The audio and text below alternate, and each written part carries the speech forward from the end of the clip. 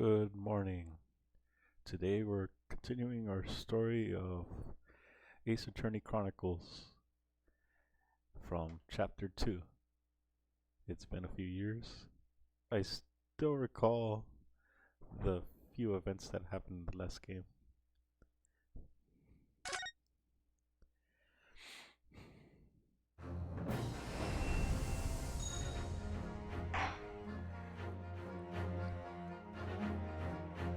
I'm not sure if I want to recap though. I'll just continue. And we'll start from the beginning.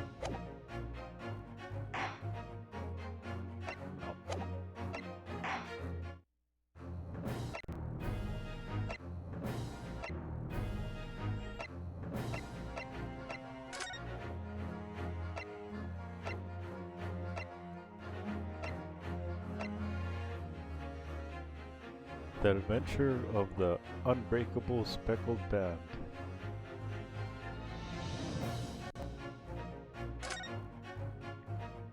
We'll start at the start. Yes.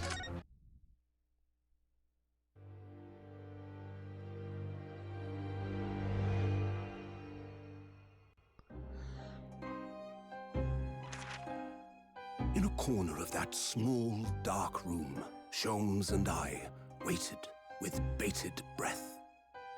In time, there came from the ventilator a hiss and a soft, almost growl-like sound. Suddenly, Sholmes sprang into action, lashing furiously with his cane at a point in the darkness. "You see it, Wilson?" he yelled, his tense voice reverberating through the air. I raised my dark lantern's shutter, and the room slowly came into view. Sholmes was staring intently at one particular corner when he started whispering to me. The victim's most perplexing final words. The speckled band. I believe this is the terrible coil to which you referred, Wilson. In front of us was an enormous adder, its fangs bared as it threatened to strike. It truly was the most terrible speckled band I had ever seen.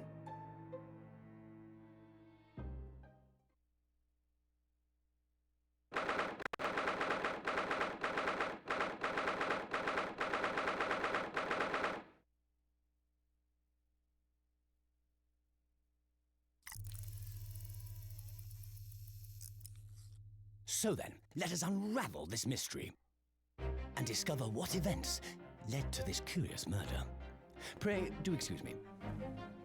The cabin door was bolted from the inside when the man was killed. No marks to suggest the bolt was tampered with in any way. So, this would appear to be a locked room mystery. In his final moments, the victim scrawled a message on the floor. Almost certainly with the ink from this upset bottle. A Russian word. So the victim was a Russian man then. And the letters are well formed, suggesting he was compos mentis at the time. This is a most extraordinary script. And evidently not penned by the same hand as this message. In fact, I deduce it was written by someone of a different nationality.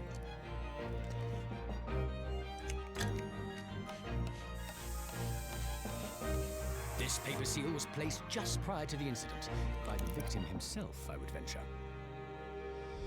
Well, what have we here?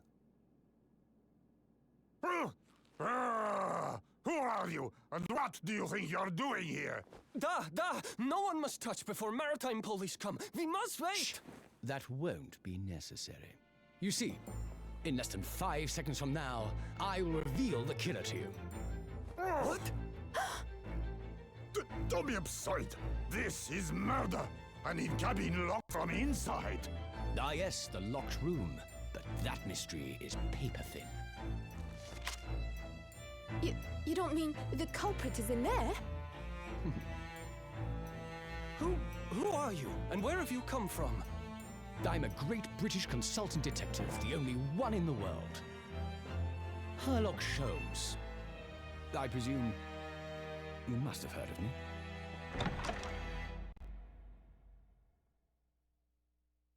Oh no.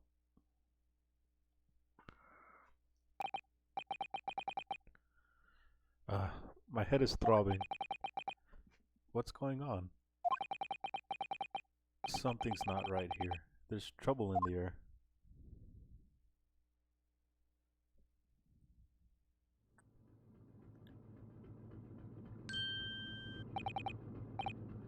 Wait, I can't move. Wow, what the?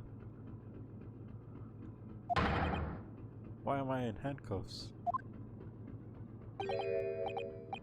Huh. So you wake up now, huh? We had to drag you out of the wardrobe. I do not believe how you cannot wake up. You are a true cold-blooded man. You? Ha, you found me then. Ah, we found you. And now you pay, criminal. How long are you hiding in that tiny wardrobe, huh? Ah, sorry. Now you have been found. It is time to admit your crimes. Unless you want to find out how cold the ocean is. No, I'll tell you everything. There's only one thing I'd like to know from you. Isn't that...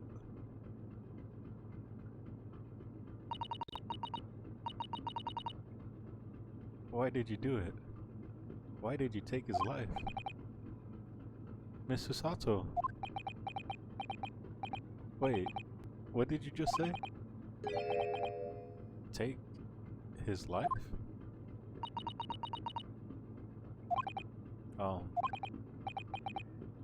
Where? Where is he? Where's Kazuma?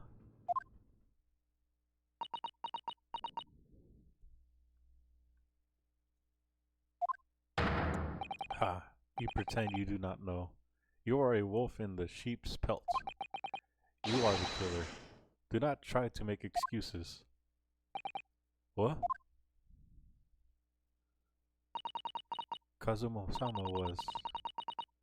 Kazuma-sama's body was discovered not long ago. Here, in this very cabin. And that was bolted shut from the inside. His body.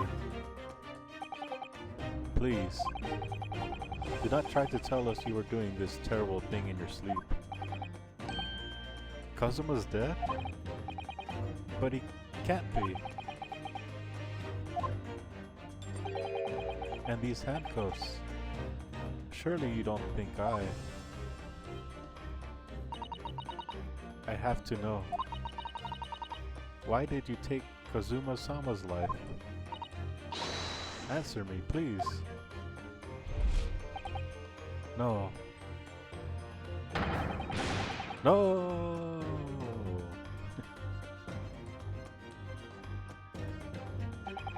Kazuma. It was just 2 short weeks ago.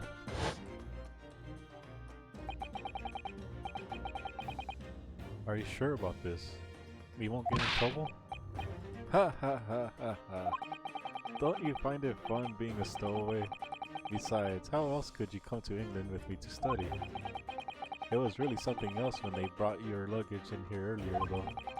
The way the Russian crewman just tossed your traveling case onto the floor. I thought I was going to die.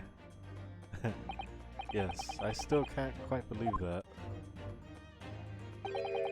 I really didn't think you'd be able to fit inside my trunk. You must be even less of a man than you look. Hey, honestly, I thought I'd broken every bone in my body. Well, it's about 50 days until we dock in Great Britain. But if you could find yourself to my cabin here, I don't expect anyone will discover you. I hope not. I get the feeling those Russians wouldn't be very forgiving of a stowaway. They're a sturdy bunch, that's for sure.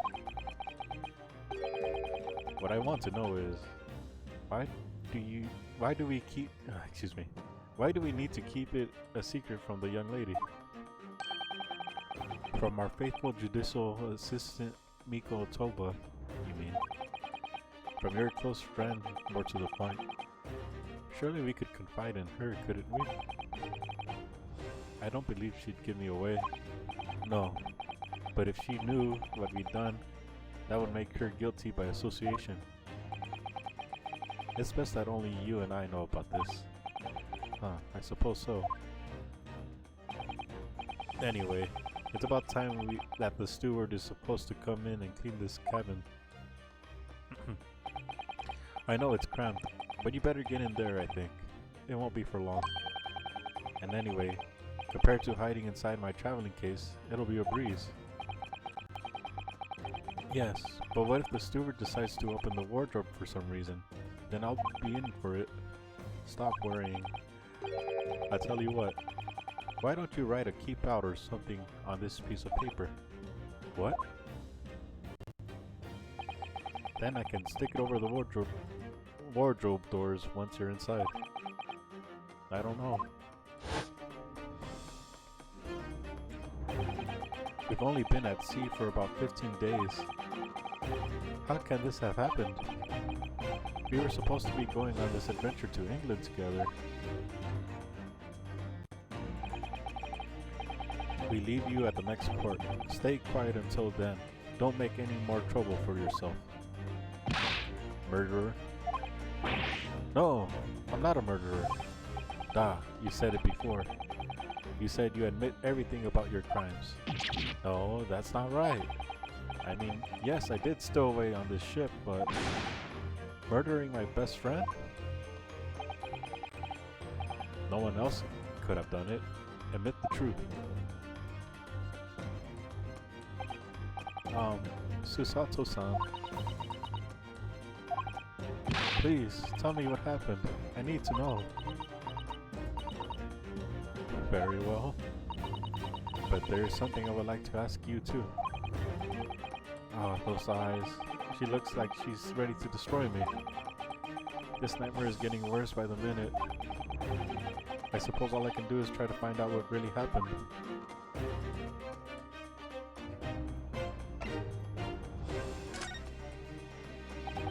Can any tell me what exactly happened here in this cabin? I don't understand it. Why would anyone want to kill Kazuma? Presumably that's something you know the answer to better than anyone. Please. Whatever you say, you're here in the cabin after all. Well, yes, I was, but...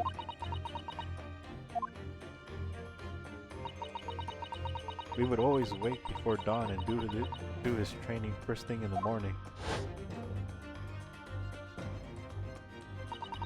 I was waiting outside his cabin, as I have every day so far on this voyage. But this morning, he did not come. I could not sense that he wouldn't. Does that mean he was already dead when Susato-san arrived at his cabin door? I wonder. I knocked, but there was no reply. Then I started to become worried, so I went to find a member of the crew. The crewman forced the cabin door open, and we managed to get inside. There was Kazuma-sama, collapsed on the floor.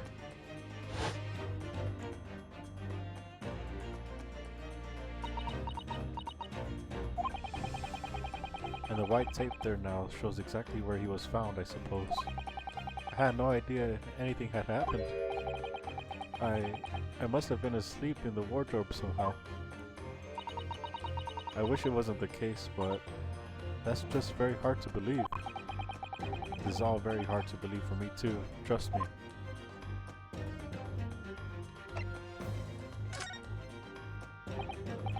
He really has been killed, hasn't he? This isn't just a bad dream? And these handcuffs, they think I did it.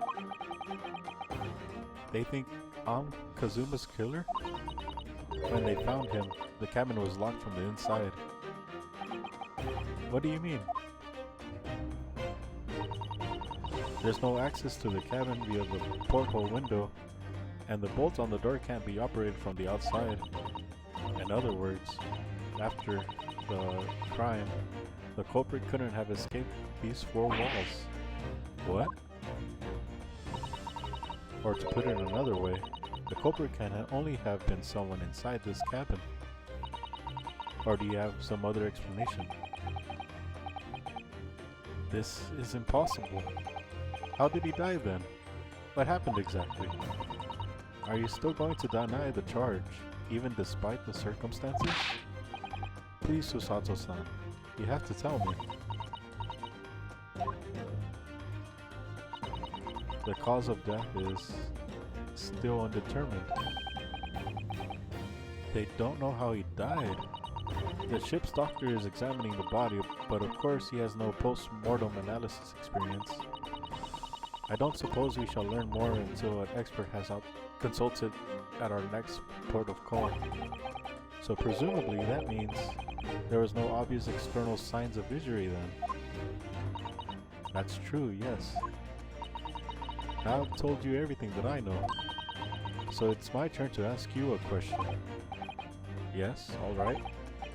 Ah, my head feels so heavy. It's still throbbing like anything.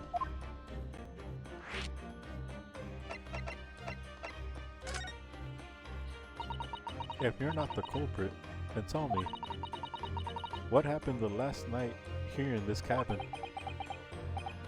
Well, the thing is, I don't really remember. Kazuma brought me something to eat, just like he always did.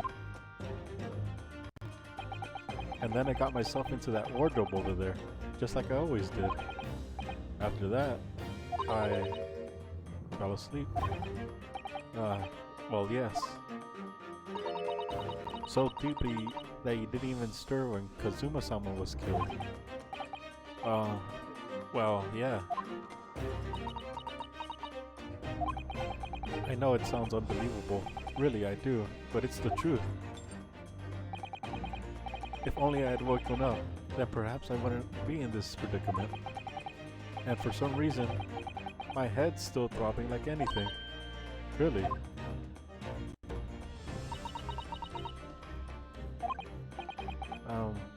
Is something wrong?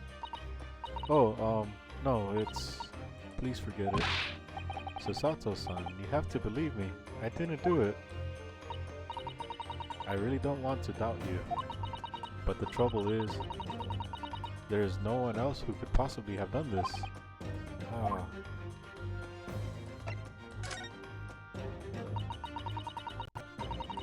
Why are you even on board this ship, Naruhodo-san? You said something before about being a stowaway, didn't you? Oh, yes. I'm afraid that's true. It's 2 weeks since we left Japan now, and I've been shut up in this cabin the entire time. I had no idea. But how could you have occupied Kazuma-sama's cabin for so long without him noticing? No, no, no. That would have been impossible, obviously. Yes, of course. Kazuma invited me. He wanted us to go to England together. He actually asked you. But why? I'm afraid I don't really know the reason myself. I don't understand. Kazuma, why did you want this? What's the real reason? Why'd go to such extreme lengths to smuggle me to England with you?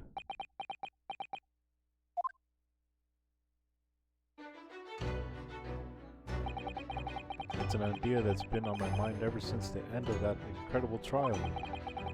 I think I told you then, didn't I? That you ought to become a lawyer yourself? Well, yes, you did say that. But I didn't think you were serious. You have a talent for it. I can assure you of that. But I've never really thought about becoming a lawyer. Well, that's something you can decide for yourself. London is a spearhead of cultural development, the center of the world in many ways. There can't be any harm in seeing such an important place with your own eyes, can there? Well, no, definitely not. But on a personal level, if you were to become a lawyer, then what?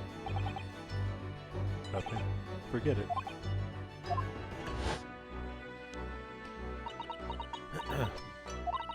Kazuma-sama he was always saying the same thing, that he wanted to change the Japanese legal system.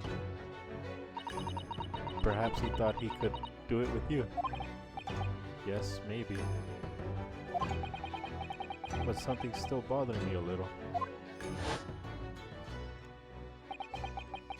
The look in his eyes then.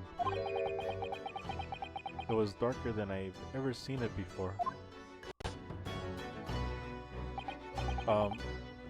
Susato-san, I'm sorry that we kept it a secret from you. My stowing away on this ship, I mean. If I know Kazuma-sama, I expect he was trying to protect me, to avoid me becoming guilty by association. That's exactly right, yeah. Word perfect, in fact. Kazuma, I don't understand. Why? Why did this have to happen? I can't take this.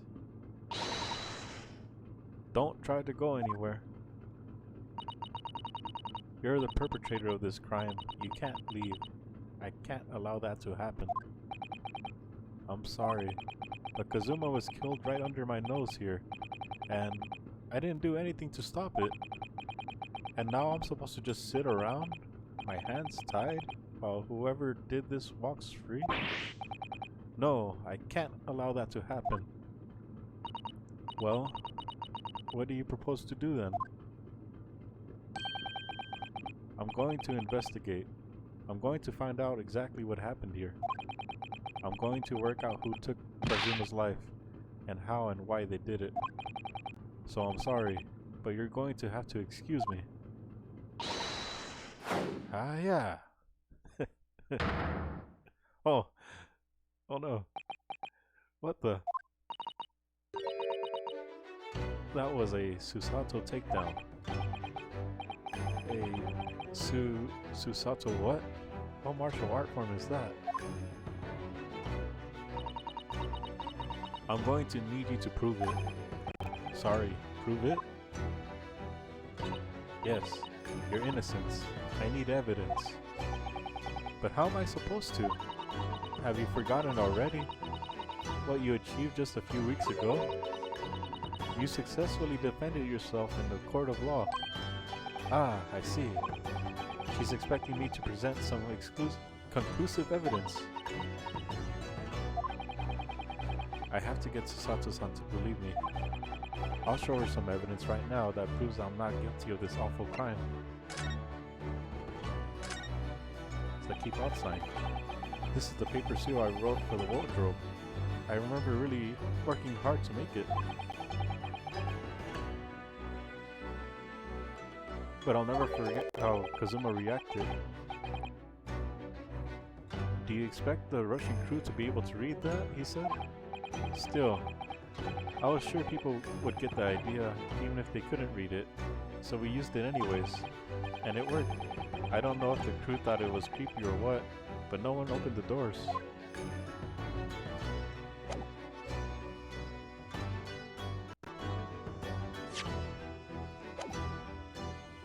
Yes! Tell me, when I was discovered in the wardrobe before, was this piece of paper stuck over the doors? Oh, yes it was. I remember clearly. I thought so. Kazuma always put it in place whenever I went to sleep in there, just in case the cabin steward or other crew member decided to look inside. So naturally, he did the same last night as well. Ah, yes, of course. The gentleman who discovered you peeled that sign from the wardrobe doors before he opened them. But if I were truly the culprit, I couldn't have climbed back inside the wardrobe and stuck this on the outside of the doors on my own. Yes, that's quite true. In other words, it's impossible that I killed Kazuma.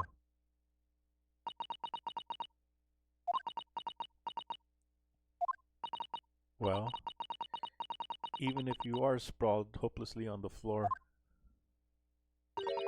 I can see why Kazuma-sama thought so highly of you. Thank you, Sasato-san. Now, do you perhaps you could help me up?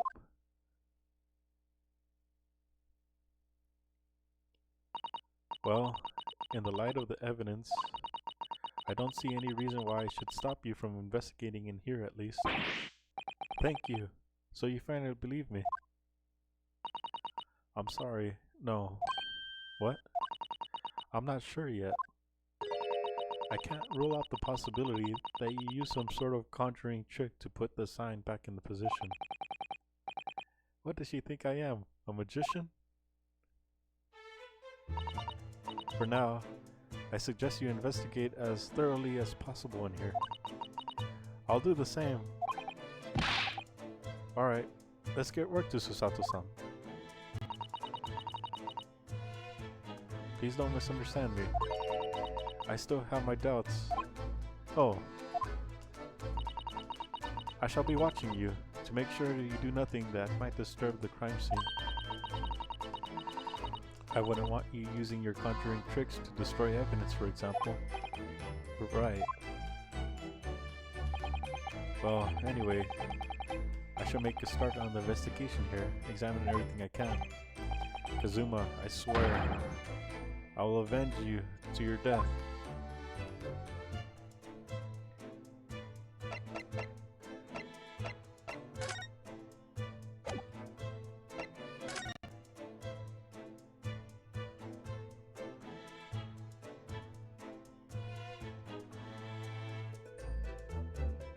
Let's see. What's here? That's my dinner from last night. A roast chicken. It was really tasty. Yes, it was very delicious, wasn't it? But did you eat it on the floor there? No, I'm not a dog, Sasato-san. I ate at the table, of course. Which begs the question of when and how the plate ended up on the floor.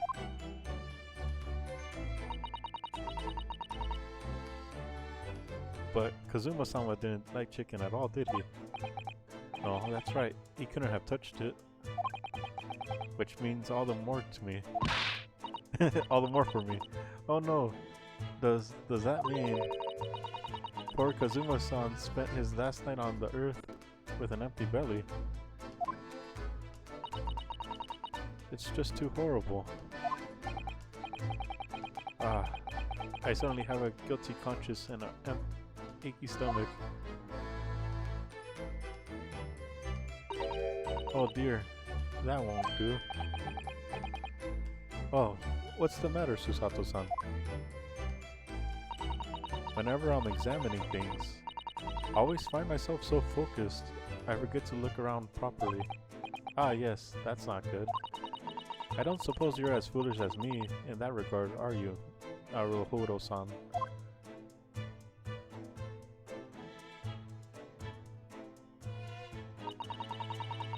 I'm sure you're careful to look around using the left and right D-pads, aren't you? Now, let's investigate all corners of this cabin. Yes, let's do that. I suppose my field of vision has been rather small until now.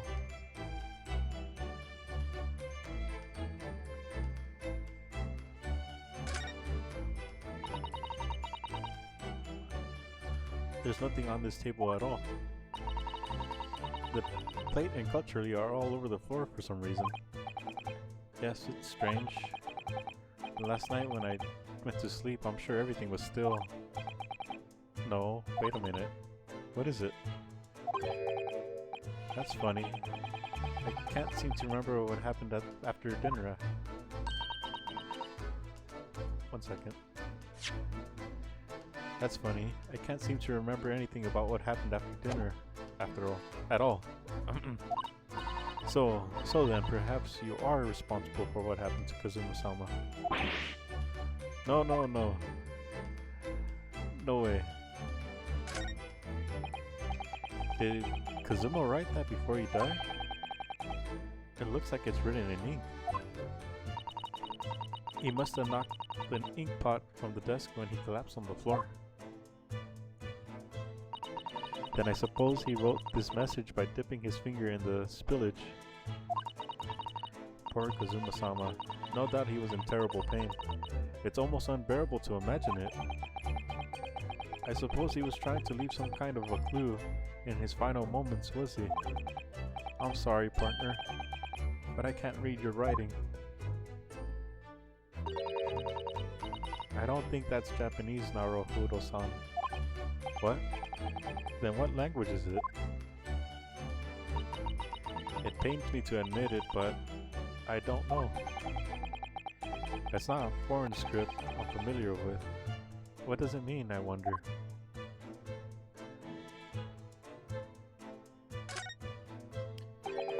The books have fallen over on the shelf. Look, they're all toppled the same way. What's this? A statue of some god of the sea? Although he's fallen over as well. Yes, it's almost as if the whole shelf was ransacked and everything mown down at once. I wonder if perhaps it was Kazuma-sama doing his morning sword training, do you think? I seriously doubt it. Then perhaps it was you, Naruhodo-san, in a fit of rage. I wouldn't have bothered leaving that wardrobe just to mess up a few books and his statue. Could the way these things have been thrown about have anything to do with the case, I wonder? Well, I'll just set everything straight again. I don't like to see a mess. Me neither.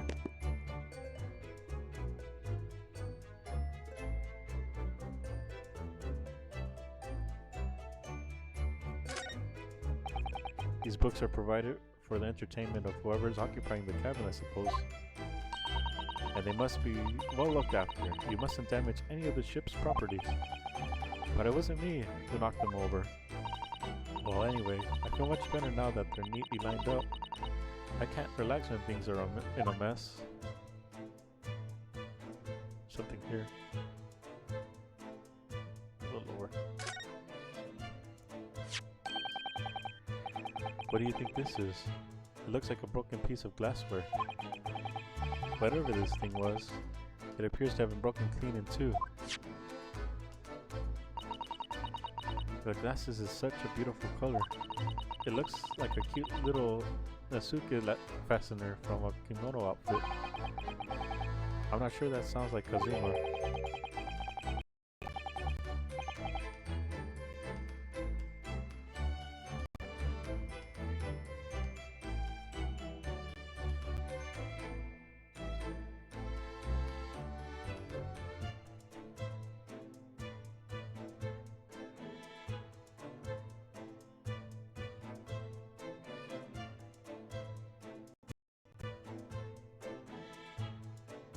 Apologize, I was messing with the settings.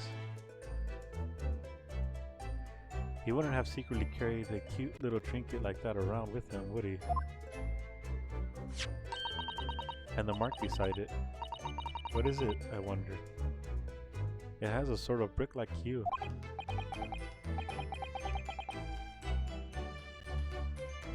Yes, you're right. It is the color of brick, isn't it? Even though I don't see anything of the same color anywhere else in the cabin.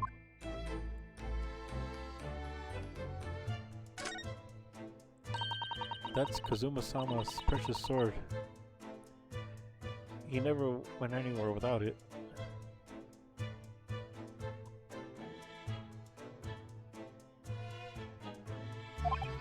Yes, he was always saying that Japanese man's katana is his soul.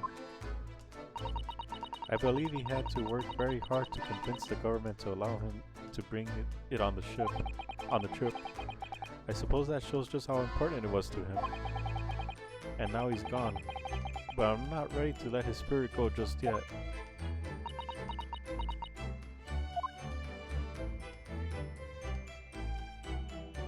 There's a book here. I've investigated thoroughly, but I can't find anything out of place.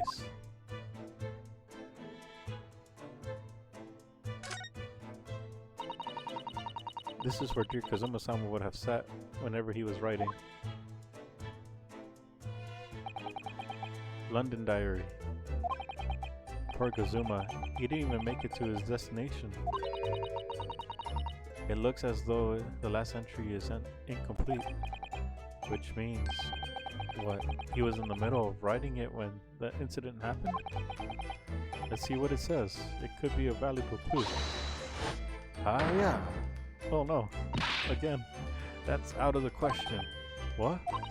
Kazuma-sama may have departed this world, but you must not read his private thoughts. But what if it's something important, something relevant to the case? Alright, I won't read it. Poor Kazuma-sama.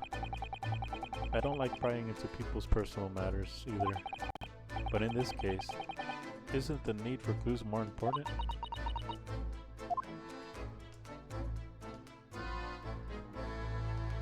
That's the trunk I was in.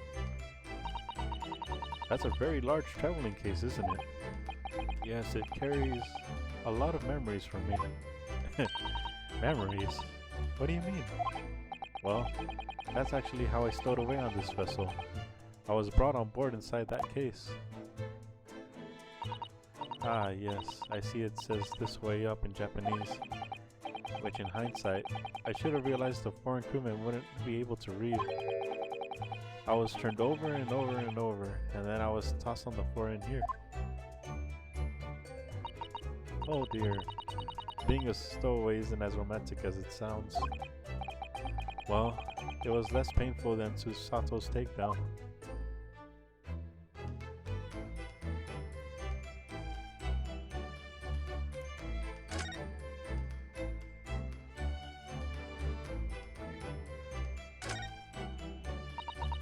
This is... yes, it is a bell cord contraption, I think. What do you mean, contraption? I read about it in a book I was studying that talked about the life in Great Britain. Excuse me. Large households often will have bell cords like this, which you can pull to ring a bell to summon serpents. Really? That sounds almost magical.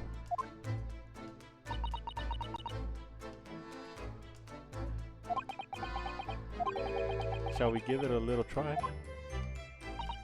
Yes, in the interest of cultural research, obviously.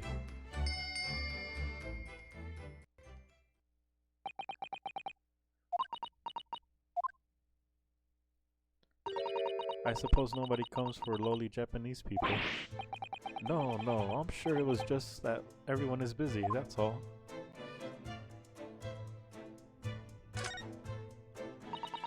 I think that's some kind of opening for a ventilator. A hole through which fresh air can circulate into the cabin. Isn't that a little odd? What do you mean? Well, this ventilator, if that's what it is, looks like it must connect to the next door cabin. Yes, it would appear to, you're right. But if its purpose is to allow fresh air into the room, surely it should be connected to the outside. Huh, that's true. Perhaps it's so that rain and spray don't find their way in when the seas are rough or something like that. I suppose. Maybe that's it. What the? Who's that? He wasn't there a minute ago. As far as I can tell, he looks like he might be European. How did he? You noticed that man too, have you? I have no idea who he is or how he got here, but he looks suspicious and tall. Suspiciously tall. Naruhodo-san, don't tell me. Do you really not know who that is? Well, no, I don't have any foreign friends or acquaintances after all. He doesn't look like a member of the crew, there's something very unusual about him. And is he investigating Kazuma's desk, or is he just playing on it? I can't tell. Well, in that case, we simply must talk to him. Am I imagining it? Or does Susato-san look almost uncontrollably excited? By the way, I expect that you noticed already, but just in case, if you press A on people when they're in their crosshairs, you can converse with them. Alright then, I'll get that suspiciously tall gentleman in my sights and see what he has to say for himself. Oh, please do.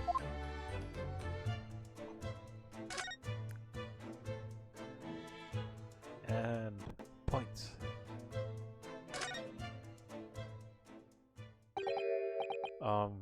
Excuse me? Excuse me, do you have a moment? Shh, this is a critical point in my investigation.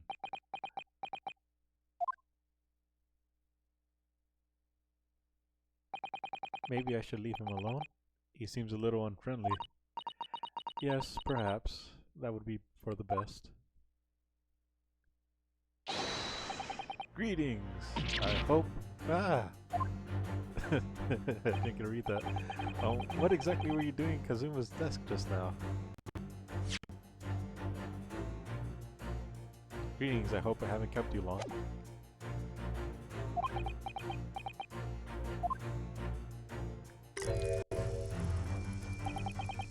Ah, I see. Fascinating. Sorry? What did you see? It feels like he's looking right through me. Oh yes, everything is clear now. The train of reasoning has run its course. My deductions have crystallized. You have been in Afghanistan, I perceive. Just recently returned, if I'm not mistaken. Sorry, what? And now, while I was venturing toward foreign climes, you find yourself in a most troubling predicament. Oh, well that's true at least. But how? How the deuce did I know that? Perhaps it was really a most elementary deduction, hardly worth explaining. Have you perhaps managed to deduce anything else? But of course, a great many things. There is no mystery, my dear madam. For example, you have fled your native land of Russia, being as you are a merciless revolutionary.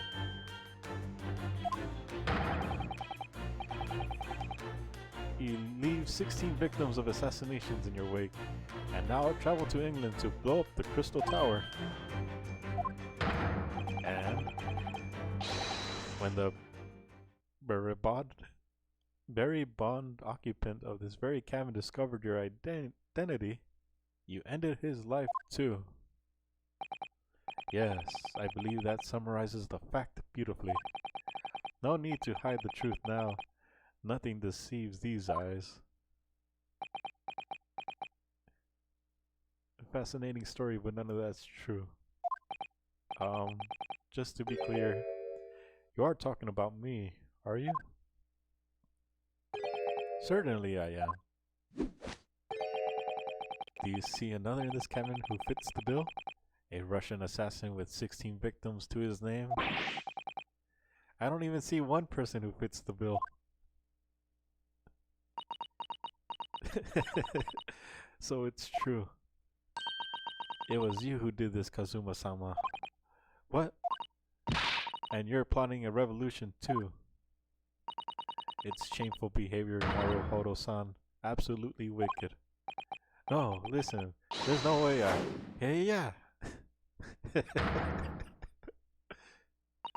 Now explain yourself. Tell me everything. This is ridiculous.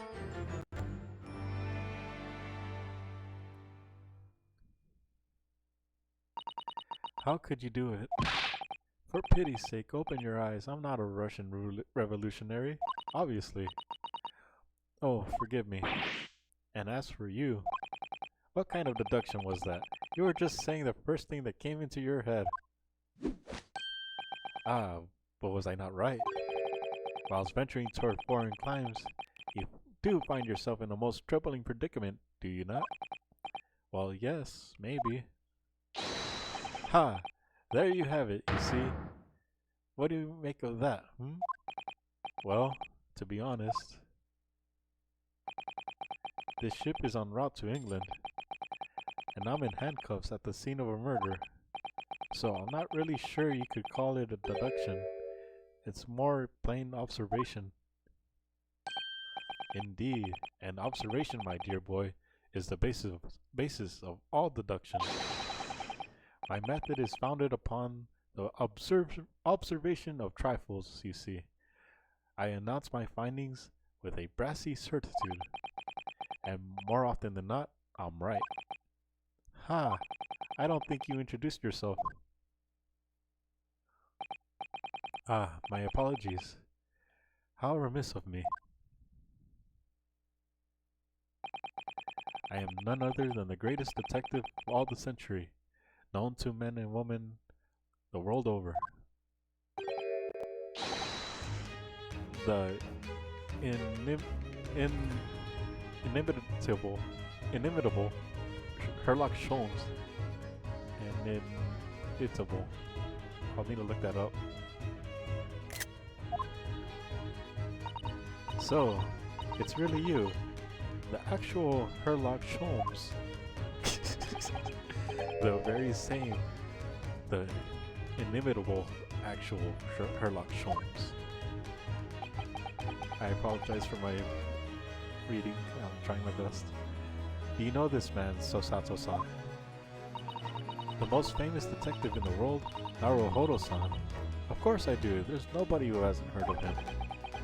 What planet have I been living on then? You must ask him what he's deduced. He will have worked out the entire case already, I'm sure. Really? Why do I feel uneasy about this?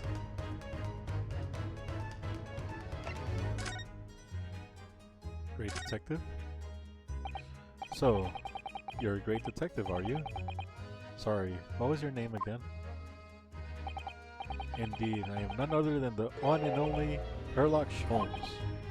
Oh, I see. You're German. Herlock, was it? No. I have no I have hair. Please call me Sholmes. You can read all about my exploits in this exciting London publication. Oh yes, Rants magazine, full of wonderful short stories and interest articles from Great Britain. I never miss an issue. I have it sent from England especially. Ah yes, here it is. The Adventures of Sherlock Holmes. So, you're the protagonist in the series of short stories now. Indeed I am.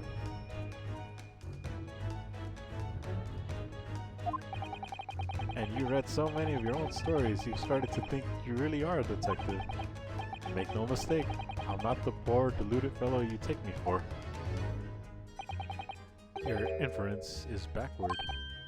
Backward? My trusty biographer records my greatest detecting achievements and chronicles them in the magazine. You have a biographer, do you? Doesn't everyone? Mine goes by the name of Dr. Wilson, presently keeping shop in London. Dr. Wilson? I must say, thanks to that publication, I've been fantastically busy as of late. Why, at this very moment, I am returning from Asia, having solved the mystery of a cursed royal crown. Really? I can't work out whether I should take this man seriously or not. Deduction, you see, is to me a science, logical reasoning in its purest form. A science? Really? An astute observer notices even the most subtle of reaction in his subject. A furtive glance, a twitch of a muscle, a slight inclination of the posture. Fingernails, arm sleeves, furrows of the skin, all these things are data. Right.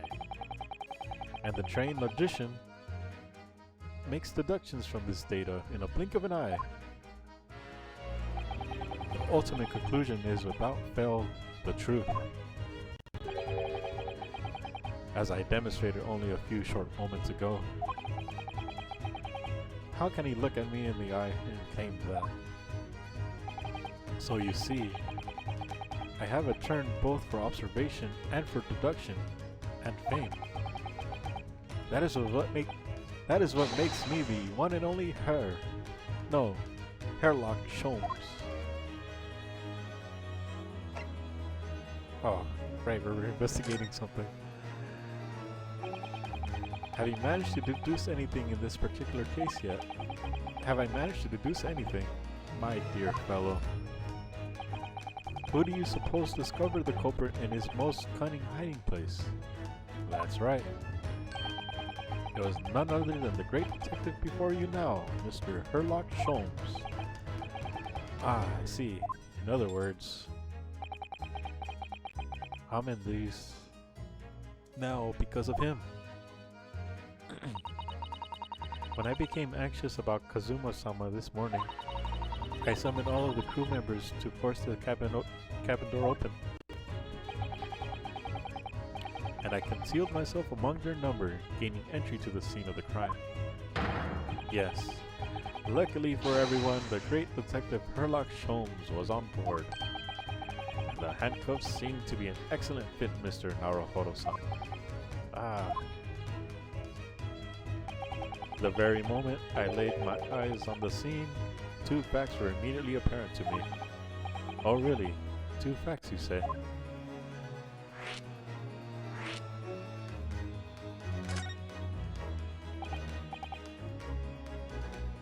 Mr. Holmes, tell us please, what two facts were apparent to you when you came into the cabin this morning?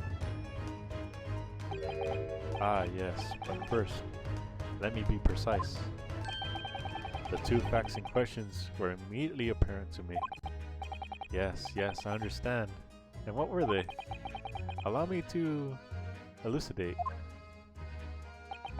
The two facts I deduced from a mere momentary glance at the scene of the crime were as follows. Number one, the cabin was locked from within, rendering escape of the culprit out of the question. Number two, the victim was Russian and killed following a dispute with an acquaintance. Hold on, Mr. Sholmes. How might you think the victim was Russian? Observe the dying message left by the victim on the floor.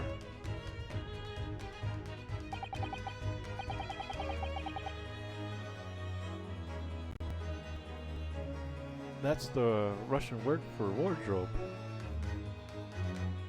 I would not be able to read that. Do you really think Kazuma-sama could have left the dying message in Russian? And their final moments, many find in their native tongue filling their head, for this young man Russian. Kazuma was Russian, was he? Initially I considered Gardenrob may be the name of the killer, a certain Robert Gard, perhaps. But in the interest of thoroughness, I've decided it would be wrong not to look inside the wardrobe there, at least, where you found Mr. Naruhodo sleeping soundly. Quite so, I found you, the renowned Russian revolutionary killer. Why is it that I'm Russian too? I observed that you are wearing the same attire as the victim. In other words, you were acquainted.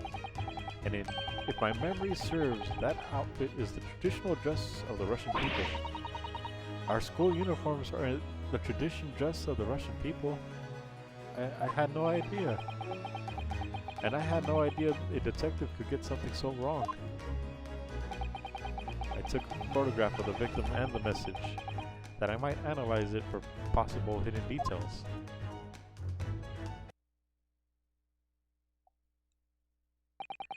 This was taken immediately after the young man was discovered, before the body was removed.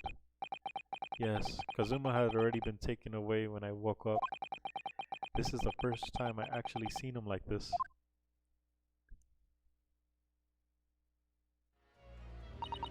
Are you alright, Miss Naruhodo?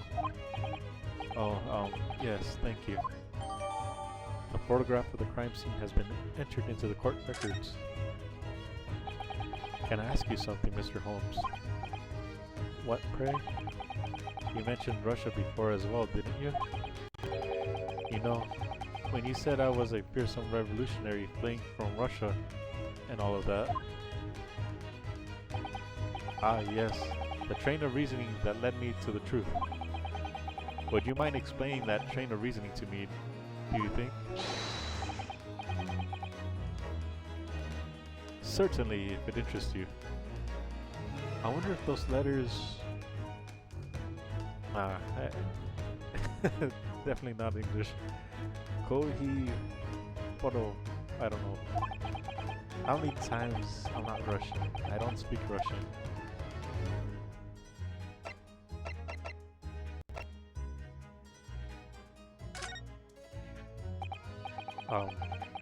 Can we talk about your deduction before? The things you concluded about me, I mean. Ah, the now famously accurate, troubling predicament you find yourself in. Actually, it was the other details that I was more hoping to discuss. You know, the merciless Russian revolutionary and assassin of 16th part. Ah yes, the more sordid details. It was a fairly commonplace deduction. Here we have this morning's paper. The main headline reads, Revolutionary Volin Bolshevik flees Russia via Shanghai. This vessel made a port called Shanghai yesterday, and last night the Russians was murdered. Since when was Kazuma a Russian? It sounds like Mr. Sholmes has concluded he was Russian because of what Kazuma-sama wrote on the floor.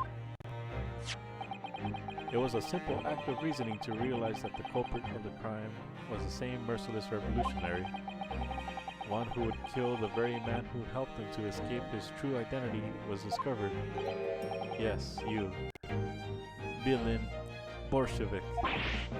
Villain? No, how could it be me?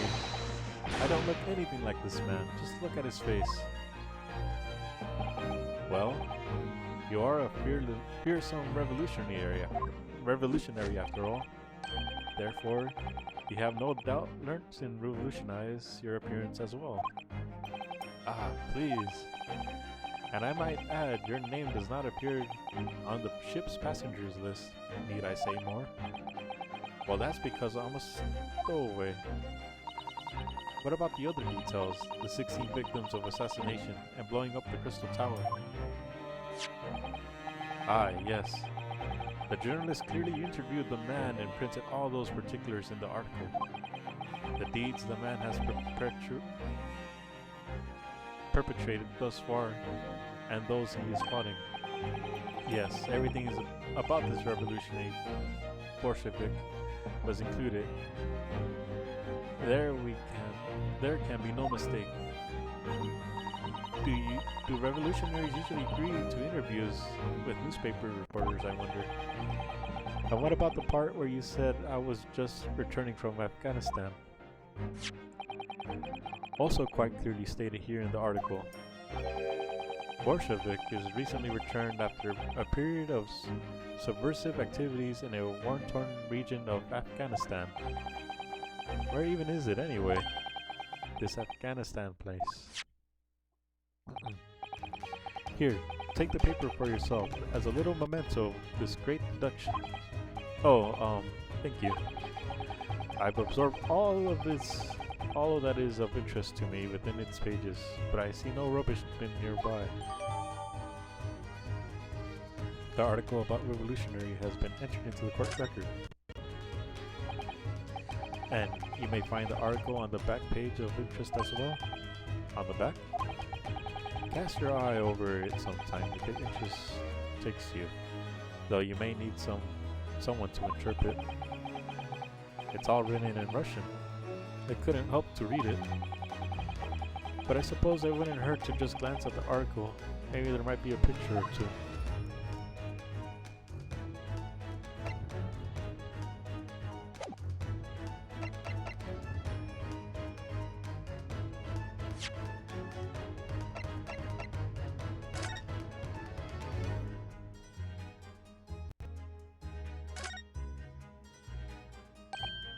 Huh.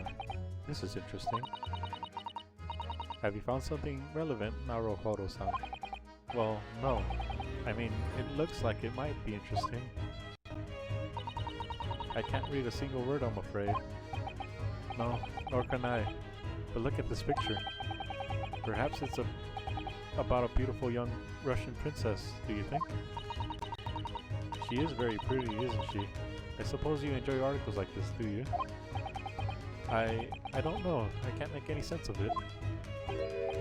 Ah, I'm glad you noticed this article. Ah. Allow me to give you a short summary of its contents. Oh, thank you. He pops up everywhere, this Mr. Sholmes. It's about the disappearance of a young lady last night. Renowned Princess Ballerina of Novovich Ballet disappears from Shanghai. During a performance in Shanghai, the famous dancer was reportedly missing. She is, of course, the talented young Nikolina Pavlova. Why are Russian names so hard to remember? It would appear the woman was in costume when she was found to be missing from her dressing room, wearing the diamond tiara you see pictured, which is worth some 20,000 rubles. Oh, how much is 20,000 rubles? I have no idea, but I'm quite sure it must be an unbelievable sum of money. Susato-san's eyes are shining like diamonds themselves. The tiara is the property of Novovich Ballet. It would seem the director is beside herself with worry. Yes, I'm not surprised. The company is most anxious to recover both Miss Pavlova and the valuable tiara. They've requested international assistance at all ports with sailings to Great Britain. Could this be another case of a Russian fleeing his or her country? It does seem to be a Russian thing to do. I'm not even going to dignify that with a response. Mr. Naruhodo? The article is about the ballerina had been entered into the court records.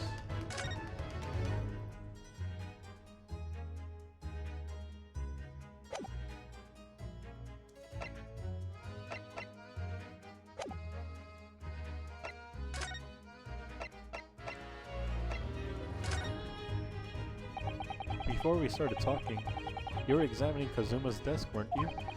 Kazuma. Ah, yes, the victim. Did you notice anything useful? Anything at all? Observe for a moment the desktop of the victim. We see that the victim was engaged in penning some text. London diary. Kazuma was keeping notes of the trip. Ah, but I don't think you should read this private writings. It could upset people. Tragic. And something you ought to perhaps elucidate before the act of reading. You mean you've read it already? It is my business to know what other people do not. Yes, believe it or not, I know a smattering of Japanese. Oh, I see. Well, you're about to know what Sasato's takedown is. Susato-san, aren't you going to throw the detective with one of your trademark takedowns? I'm sorry, Naruhodo-san. What on earth do you mean? Life is so unfair. Anyway, to return to the matter at hand, namely this diary belonging to the victim. It would appear that the final sentence is incomplete, as if the author were cut short. Tell me, what is the nature of the writing? Pray be precise as to details. Oh, but I thought you knew Japanese. A smattering, dear boy, a smattering. Sayonara, banzai, mikado, nado nado. I trust you're suitably impressed. But this diary is littered with complicated looking characters, of which I can read precisely none. So what was all that showing off before then? If you would be so kind as to show me, I would be happy to read it for you, Mr. Sholmes. I'm much obliged, my dear madam. The final entry here in Sama's diary consists of 2 short sentences. The first reads, 1:23 a.m. I can hear a faint whistling sound. A whistling sound? Huh. These are very deep waters. Pray, go on. The second sentence reads, 1:35 a.m. What looks like some sort of speckled band is dangling from the ventilator grill. A speckled band? What on earth does that mean? I have no idea. I have never heard that expression before. The ventilator grill, you say? That man was presumably referring to the lattice there on the wall, which connects to the adjoining cabin. Yes, the adjoining cabin. Kazuma's diary has been entered into the court record. I think the beginning cutscene had a speckled band shown. It could be a snake. So I believe I've given you enough to consider for the time being at least. Ah, do you have somewhere to go? As it happens, the victim's writings in his diaries have piqued my interest. The matter warrants further investigation. I believe if I am still too long, the seasickness takes hold. Oh, I suppose. You're thinking of investigating the cabin next door, which the ventilator connects to. Great detectives are a curious breed. Our minds rebel at stagnation. We crave mental exhaustion. So yes, I intend to investigate. Hence the truth will become clear soon enough. Do you think perhaps that we could go with you? No. That would be somewhat complicated. What? But why? A simple glance at your wrist should reveal the answer. Oh, these. After all, you're the prime suspect in this matter, no? There's no point trying to turn it into a question. You're the one who's decided I was the culprit in the first place. Whatever do you mean? I have no recollection of naming you as the culprit at any point. You must be joking. You just said it only a moment ago. Dear me, you're clearly misguided. I would have no cause to say such a thing. Well, actually, Mr. Sholmes, I did hear you say that too. You're quite sure? Well, that's very strange. I wouldn't have said you had the face of a criminal, you know? Not really. So, what were you looking at, my knees before? Some great detective you are. Well, anyway, that was then and this is now. What do you mean? What I mean, sir, is this. If you are the culprit, then you must play the part more convincingly. Roll over and accept your fate. Oh no, now he's being plain rude.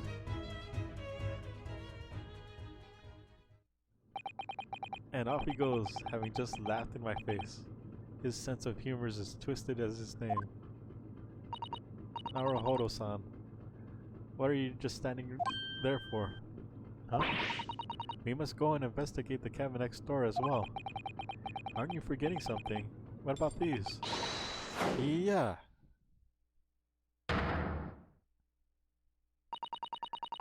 After Kazuma-sama spent his dying moments struggling to leave us a clue, you're willing to give up? You're just going to roll over and accept your fate? As if you gave me any other choice than rolling over part. I think we still have some investigation to finish off in here first, don't we? Let's carry on examining what we can in this cabinet while we wait for a chance to slip next door. Good idea. The situation doesn't look good for me, but there are still things I can do to help myself.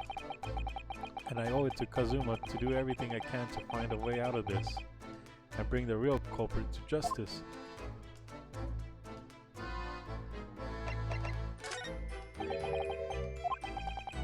Oh. Thanks to that so-called detective, I'm even more stuck inside this cabin than I was before. For the time being, I suppose. I'll just have to focus my efforts on investigating in here.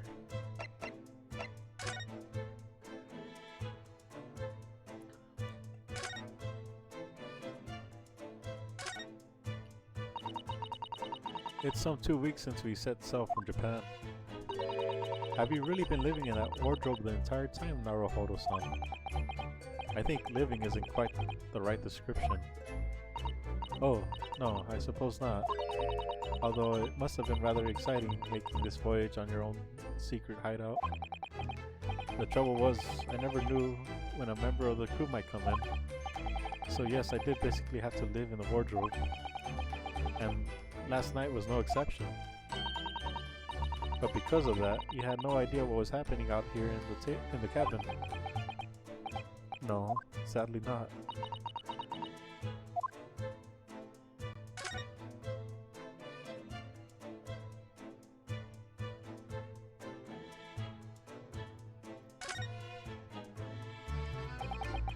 These are the rules of passage for travel aboard the SS Furia.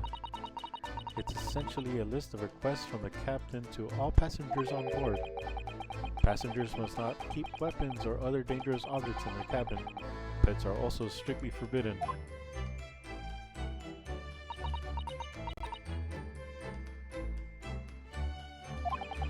What? Why are you staring at me? Oh, sorry. I was just thinking. Are you more of a dangerous object or a pet?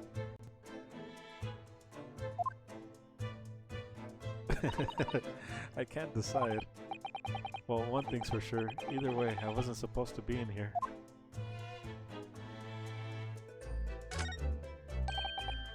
Segi. The Japanese word for justice. The brush strokes are straight and true, just like Kazuma. Yes, his calligraphy always was a reflection of his heart. Yet can you really look at these characters without feeling shame, knowing who drew them so thoughtfully? Of course I can. I mean, I'm innocent, so why shouldn't I be able to? Even though you stowed away on this ship? Now you're going to bring that up, are you? I can't win.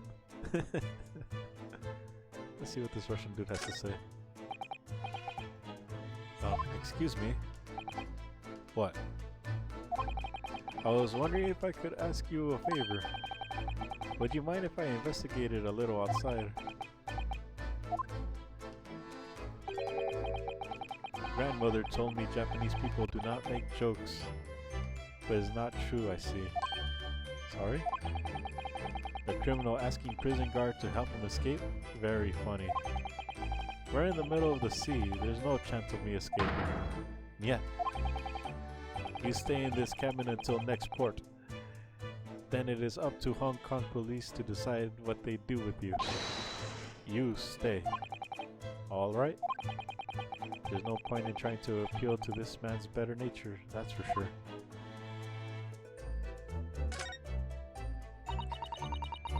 When I went for help and the crewman forced the door open, this bolt had been firmly closed. It's quite a small bolt and not particularly sturdy, and it just slides across to secure the door shut. But still, with the door bolted, there would be no way to get in or out of the cabin, that's for sure. It's no wonder everyone suspects me. When she glares at me like that, I feel tense all up and down my spine. I remember reading once in a detective novel. The culprit used a needle and thread to draw a bolt across from outside the room in a situation like this. Yes, that's a clever trick, isn't it? I'm an avid reader of detective stories myself. But the door of this cabin and its frame are made of metal, and they seal together perfectly. There will be no possibility of using that needle and thread trick here, I'm afraid. When she glares at me like that, I feel pins and needles up and down my spine. Someone else is here. Oh, look over there. The crewman, you mean? He wasn't there before, was he? That's what I thought. Why don't we try talking to him? Probably because he's unlikely to get yelled at again, but I suppose I could try.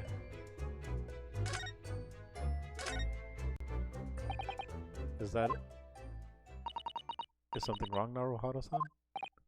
No, it's just that the crewman's standing by the door. I can't help feeling like I've seen him somewhere before. Oh yes, you're right. He does look familiar. Excuse me, sir? Yes? What can I do for you? Oh, I definitely seen this man before.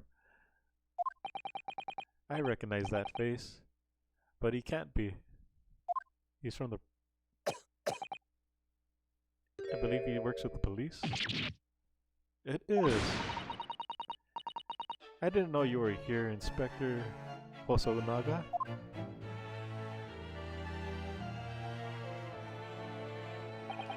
Hello again.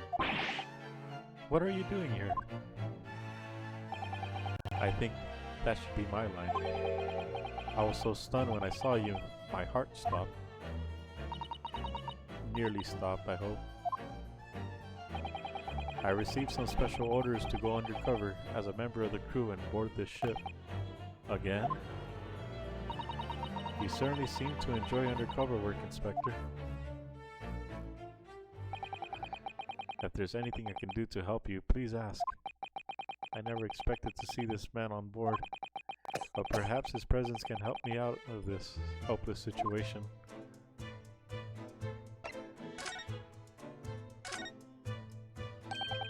So what are your special orders this time, Inspector? Yes, and why are you dressed in as a member of the crew?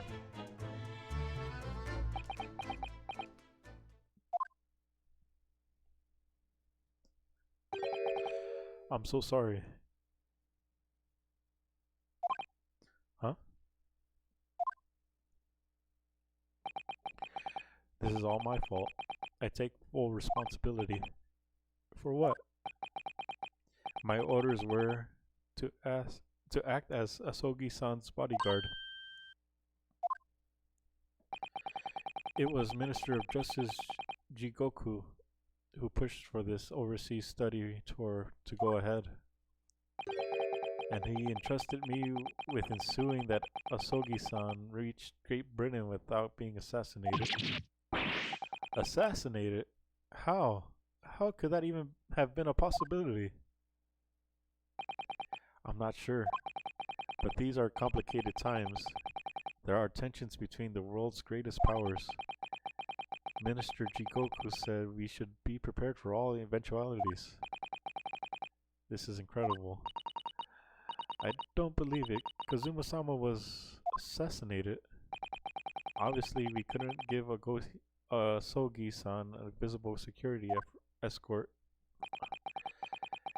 Which is why I'm undercover now, posing as one of the crew. I see. And I didn't take my eyes off him the entire time we've been on board, from morning until night, every day. But I never imagined it would happen here, inside his own cabin, not here on the first class deck. I failed miserably at my assignment, and Asogi-san is dead as a result. I'm a disgrace. All I can do is humbly apologize. Inspector? So if there's anything at all that I can do to help now, just say the word.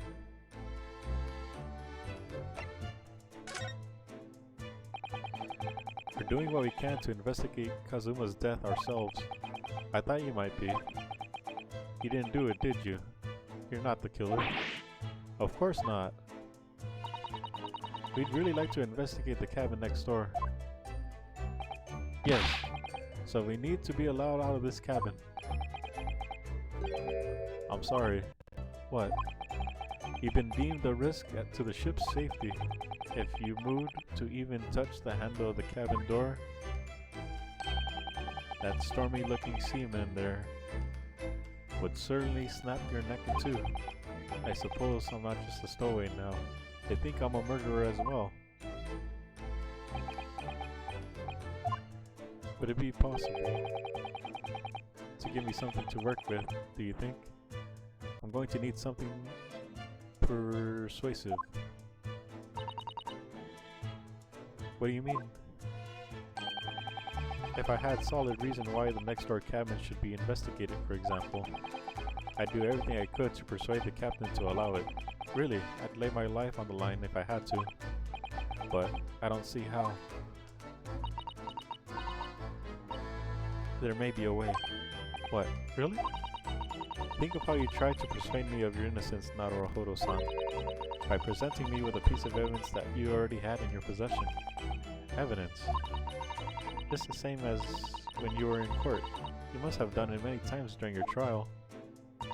Simply select the present panel and choose some evidence that Inspector Hosonaga could use.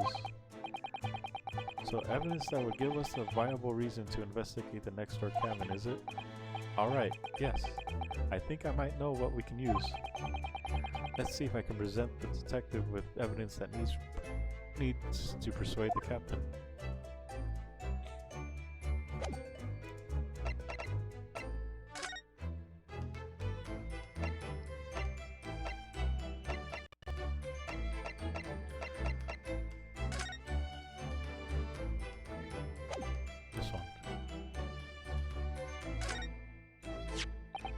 What's that? It's Kazuma's diary. Just before he died, Kazuma-sama wrote something rather strange in his diary. Strange? In what way?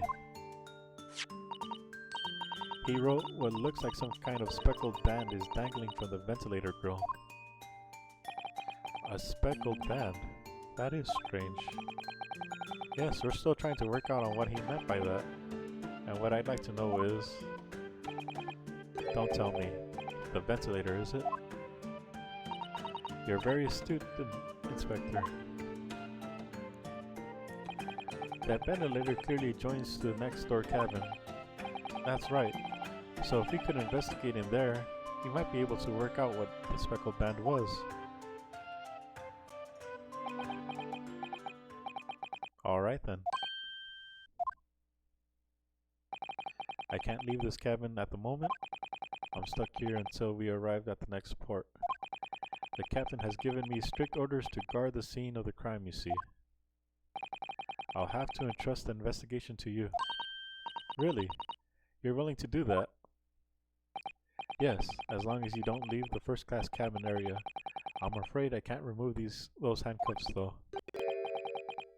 But what about the captain? Aren't you going against his direct orders? I'm a man of my word. And I promise you that I lay my life on the line if that's what it takes to convince the captain. After all, I failed to keep Asogi-san safe. This is the least I can do. Thank you. Let's seize the moment, Naruhodo-san. Just select move and we can leave this cabin at last. Move. Alright, let's see what we can find out.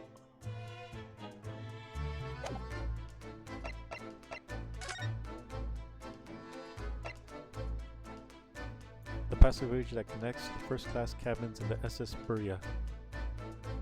First and foremost, we must get out of this cabin.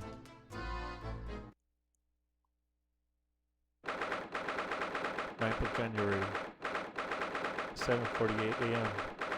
SS Buria, first-class cabin passageway. Oof, I'm finally out of that cabin. I have to admit, this isn't quite what I was expecting. It's less spacious out here than I thought it would be, and this is the most luxurious accommodation. Yes, indeed.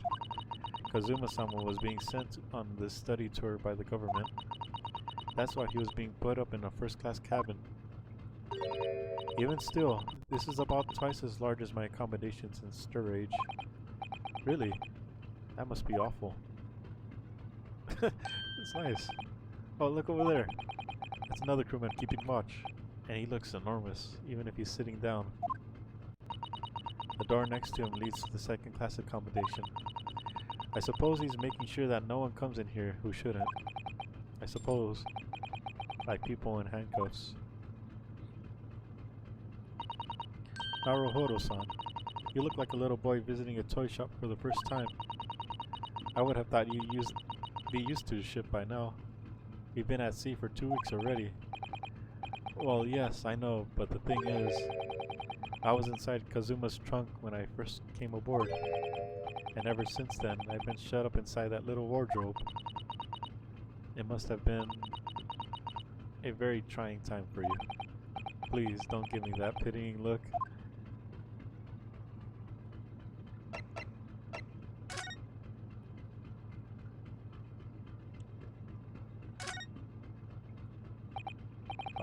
Excuse me, but could I ask you something?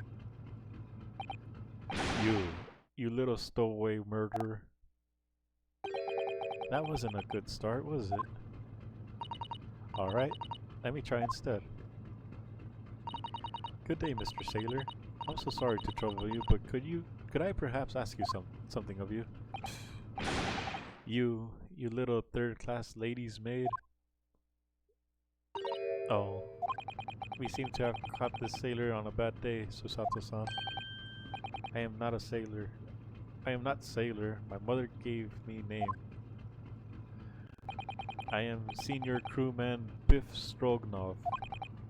Ooh, the best thing is just to avoid eye contact, I think.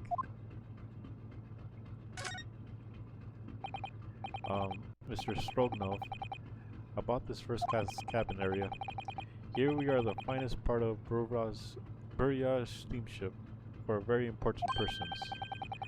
What sort of very important persons?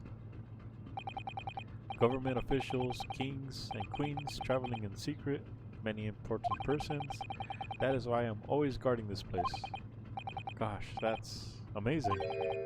But somehow I let stupid stowaway inside. I want to pick you up and throw you in the ocean. But Stroganov is not animal. Thank you? If I may, I was wondering, is the cabin next to Mr. Asogi's currently occupied? Duh. Susato-san, did you understand that? It sounded like da. I think it's probably Russian for yes. Or no. Genius. It is not permitted to visit other cabins without invitation. Well, it sounds like there is somebody in the next door cabin at least. Yes, it's tantalizing.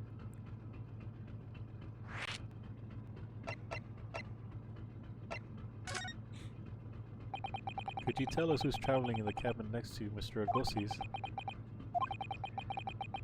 His name is Mr. Grimesby Roylott. He is very important Western gentleman. A Western gentleman?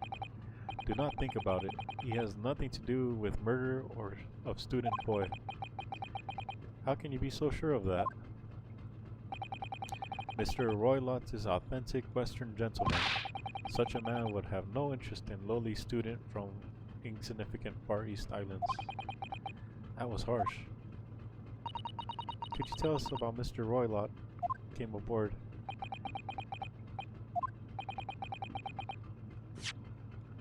That is not your business.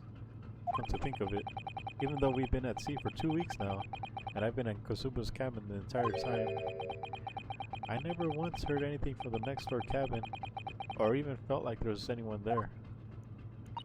Well, presumably, since this gentleman is occupying one of the first class cabins, he must be rather important, is that right? That is not your business.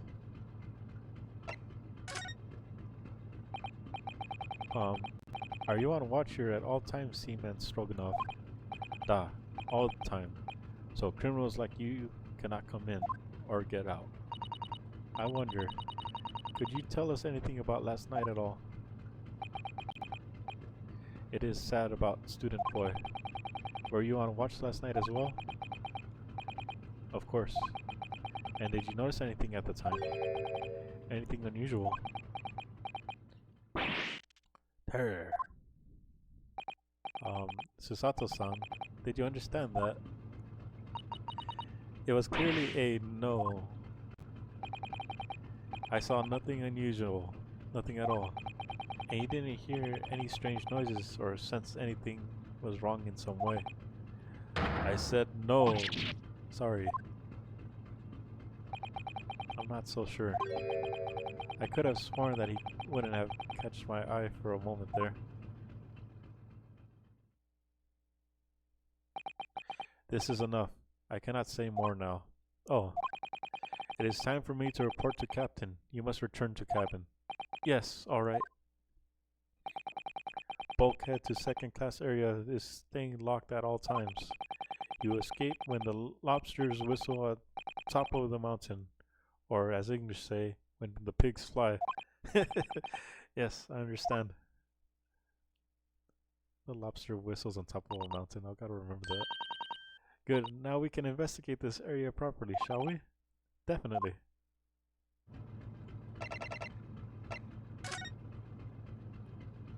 There's a map. This looks like a plan of the SS Buria. It shows each deck look. The Buria is a large-scale steamship with a triple-skinned hull. What a marvel of engineering. Well, it's been playing on my mind for a while now, actually. How is it that such a huge lump of metal doesn't just sink to the bottom of the ocean? Oh, that's really quite simple, Naruhodo-san. It is? Well, consider Japanese archipelago. The islands of Japan? Yes, they're not metal, but they are enormous lumps of earth, many, many times larger than this ship. And they don't sink, do they? They've been floating happily on the sea since the gods created them. Well, I suppose so.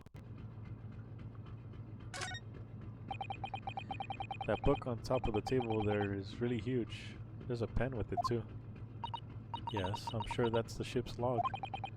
Shall we have a little looking through it? The writing is so neat and precise. Every detail about the voyage has been meticulously recorded. Huh.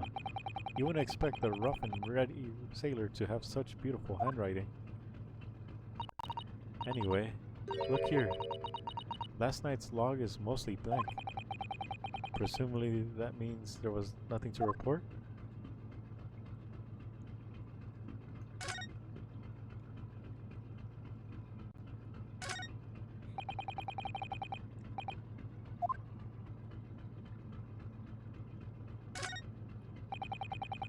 What do you think of this? It's very pleasing shape, isn't it? That's the emergency alarm. It's probably best not to touch it. Oh, an alarm. It says press only in times of emergency. It looks as though it sets alarm bells ringing all over the ship and brings the vessel to a complete stop. Oh. What are you doing, Naruhodo-san? You mustn't touch it.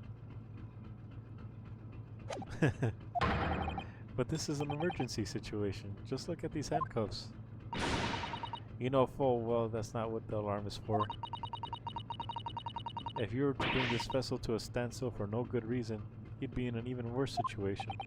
Ha, I wish everything would just stop, this ship included. If you had to do something foolish, at least make it something that doesn't affect anyone else. Jeez. Ah, a trap for catching mice. Yes, we have plenty of those back home in Japan. Though they seem to be a lump of chalk or something as bait. They seem to be using a lump of chalk or something as bait. Let me see. Yes, I think that's what it's called.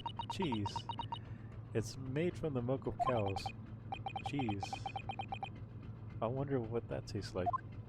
You can't eat it, Naruhodo-san. the chap will snap shut on your fingers. Really, but I suppose you're right. You weren't actually going to try it, were you? All I've had to eat the past couple of weeks is Kazumo's leftovers. You don't know how hungry I've been in that wardrobe. Poor you. I'll find a little snack for you later.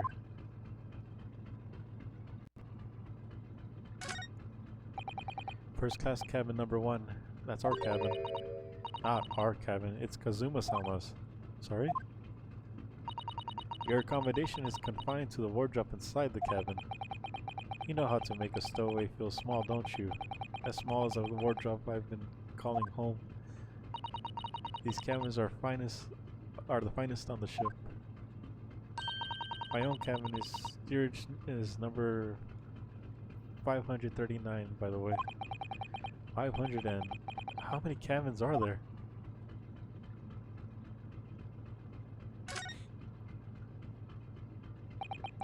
This is it. This is the cabin next to ours. The one ventilator connects to. Yes, the ventilator from which Kazuma-sama wrote that he saw a speckled band emerging. Maybe whoever's in this cabin can help solve that particular mystery. Let's ask. Knock knock. No answer. We're out of luck, it seems. There's no one in there to help with our inquiries. How annoying. Da! What was that? It came from inside the cabin. Such a high-pitched scream. It must have been a woman. Stand aside. I'm about to break the door down. Mr. Sholmes. I shan't be stopped. When the fit is on me, I revel in kicking doors off their hinges. Please, wait, Mr. Sholmes. The door doesn't appear to be bolted. It doesn't? Then how the deuce can I dispatch this muscular urge? What prey can I kick? I think we should go in. There's no time to think about stress relief.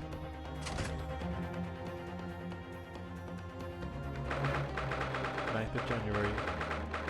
There's Hesperia, first class cabin number 2. Who are you?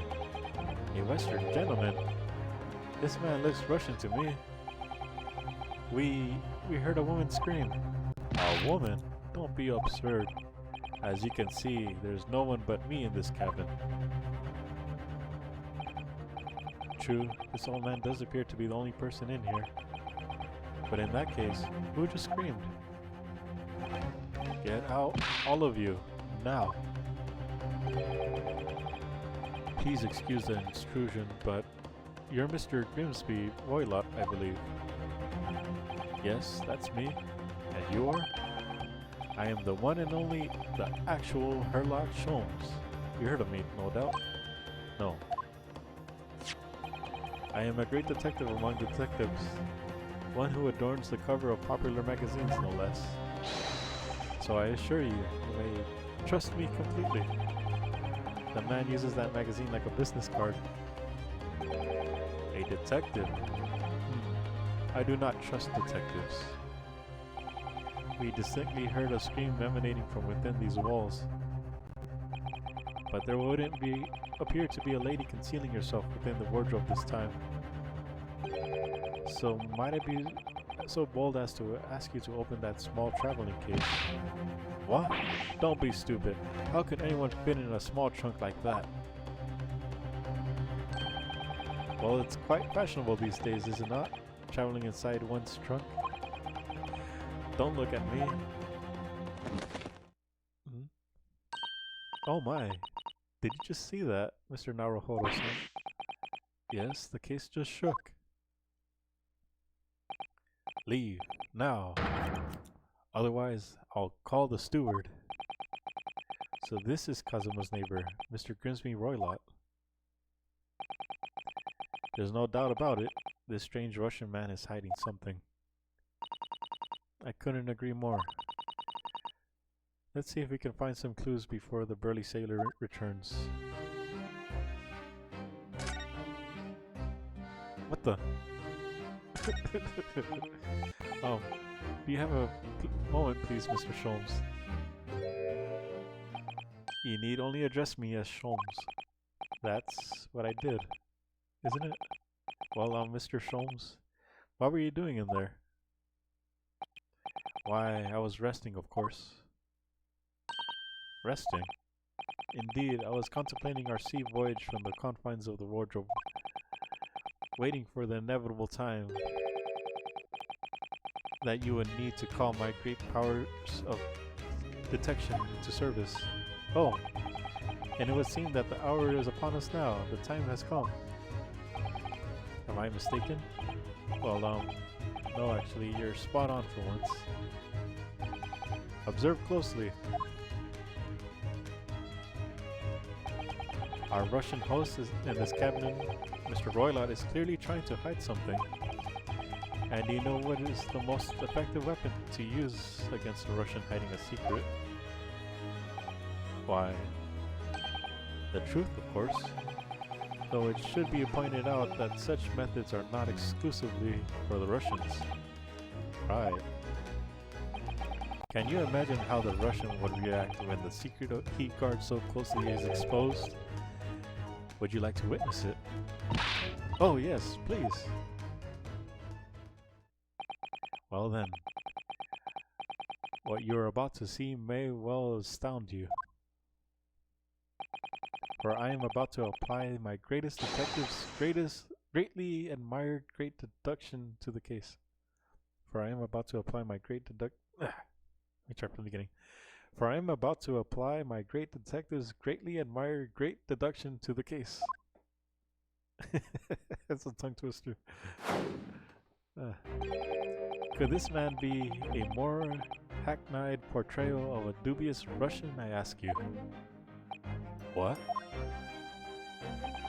From time to time it occurs to me. Is the fellow dubious on account of his Russianness, or Russian on account of his dubiousness? I really don't think either of those things should be occurring to you, or anyone. That's right, and Mr. Sholmes. I know this man's beard and dark glasses are hard to ignore, especially on first meeting, but I once read, it is a capital mistake to theorize before you have all the evidence. It biases the judgment. Shh, I must have complete silence.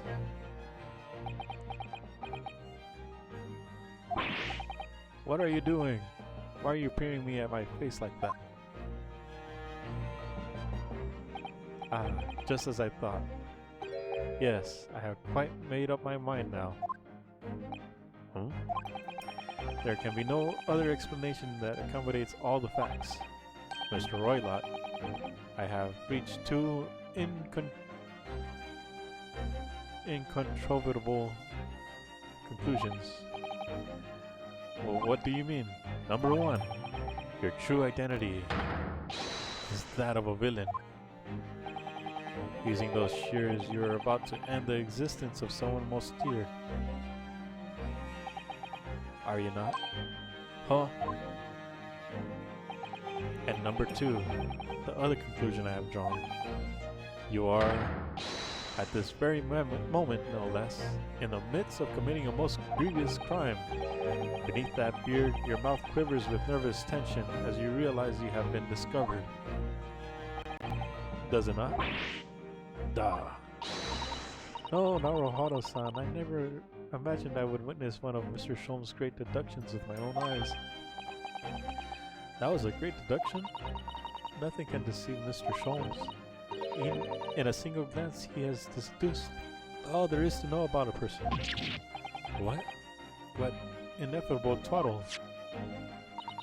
Oh yes, I've read all about it countless times in the adventures of Herlock Sholmes. And now I experience the astonishing impact of his great deduction firsthand. This is like a dream come true. I can hardly believe it, but all the colors have drained from Mr. Roylott's face. He's probably just making clippings from his newspaper in his pocket.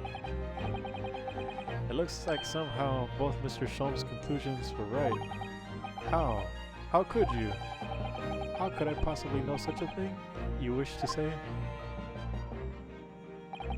Very well then. I shall elucidate. I shall explain how it was that I arrived at this pair of conclusions. So do I accordingly invite you upon a journey of logical discovery? Let us board the train of reasoning.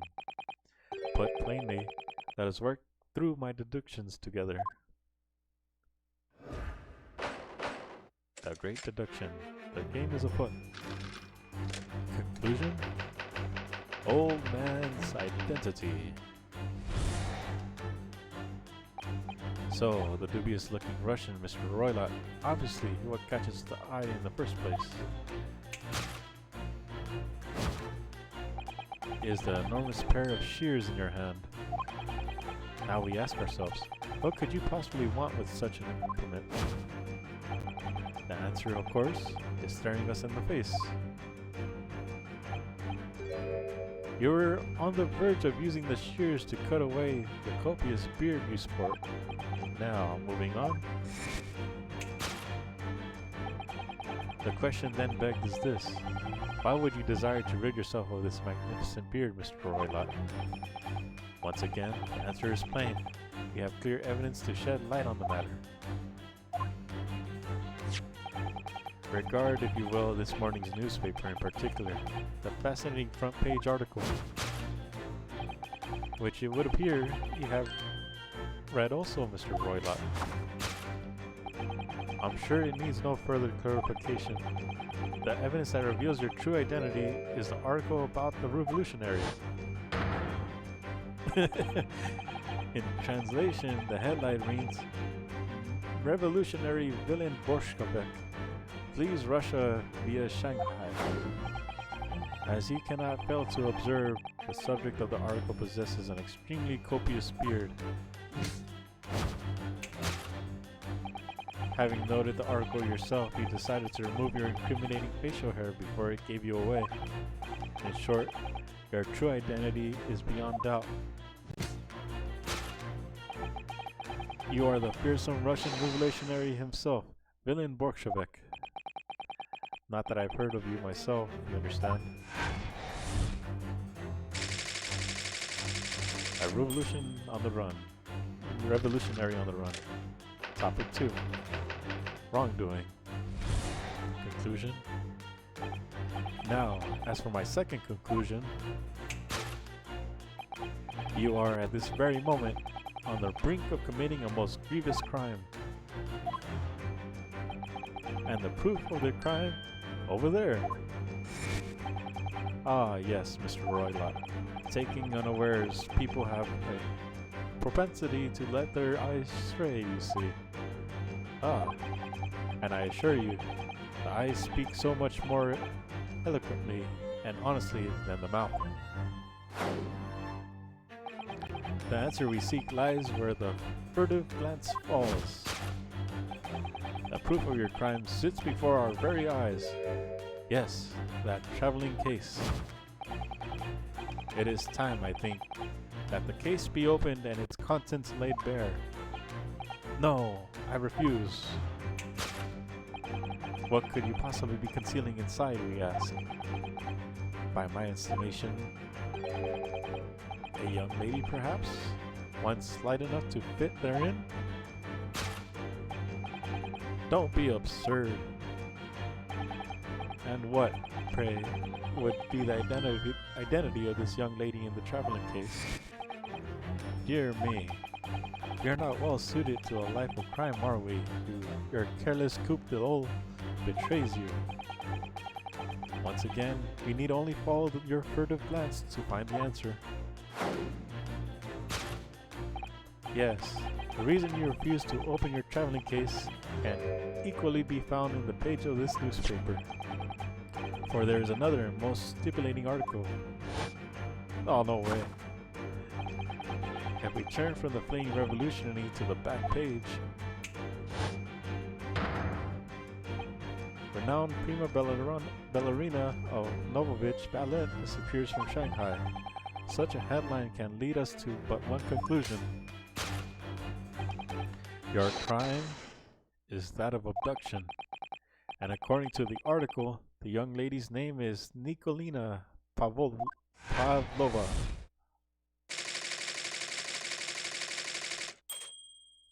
Conclusion: kidnapping of a young ballerina. Thus concludes Herlock Sholmes' great deduction of this Russian enigma, Elemensky.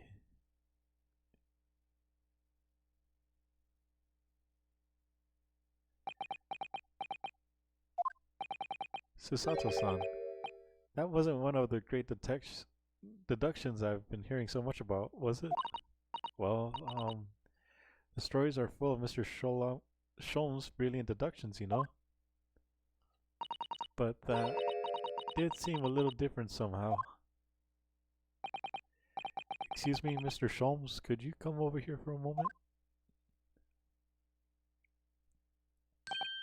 Pray, what can I do for you? It's about your deductions, would you mind? Not at all, go on. Well, to start with, there's a newspaper article. I think we had the same discussion before, but these two men look nothing like each other.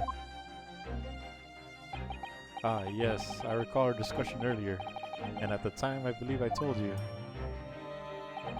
that the man is a revolutionary. Well, able to revolutionize his own appearance. In fairness to Mr. Sholmes, Mr. Roylott does look more like this man than you do. That's not the point. And another thing, the part of him abducting the ballerina, indeed a truly startling revelation.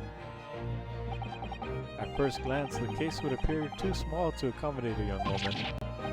Not just at first glance, it is too small, clearly. You'd be lucky to fit in a 5-year-old child in that case, even if you pushed really hard. I don't suppose the missing ballerina is a 5-year-old child, is she? You mean you don't know? No, the young lady is 15. No, I didn't know. How could I? Huh. Well, if she's 15, and 10 years worth of her blood will poking out from the case. Some years ago, I read something pertinent, I believe. A troop of men consuming vinegar daily in order to promote a certain lightness in their body. Vinegar. For such a sour bunch, it would surely be simplicity itself to contort oneself into the confines of that small case. Oh dear. You might be thinking of contortionists in the circus, Mr. Sholmes. The whole thing is turning into a circus. Mr. Naruhodo, something occurred to me about Mr. Sholmes' deduction just now. I think his powers of observations are, well, magical. His eyes cut to the heart of the matter almost instantly. It's just where he directs his attention and his logic that seem a bit off. Your idea of a little may be a little off itself, Miss Sato. It's just one or two key words in his deduction that seem to let him down. So I was wondering if you might perhaps tactfully switch them for alternatives. What do you think? Switch some key words in his deductions? Yes, but very tactfully. I feel sure if we could do that, we'd unlock the true genius of Mr. Sholmes' great deductions. Precisely the thought I was going through on my own mind. This man is a lot of work. At times I wonder how anyone put up with me. It's not that funny. And you, my good fellow. Sorry? Take a moment to look at your wrists. My wrists?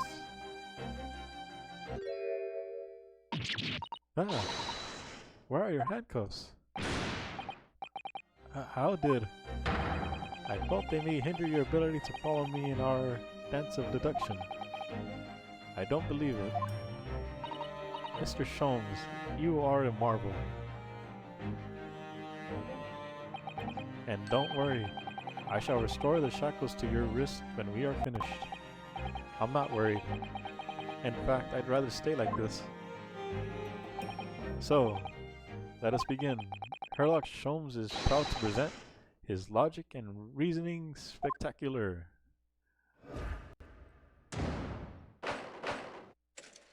Course correction. Hold it, Mr. Sholmes. Topic 1. The old man's identity. Conclusion. The revolutionary on the run. So the dubious-looking Russian, Mr. Roylott, obviously what catches the eye in the first place.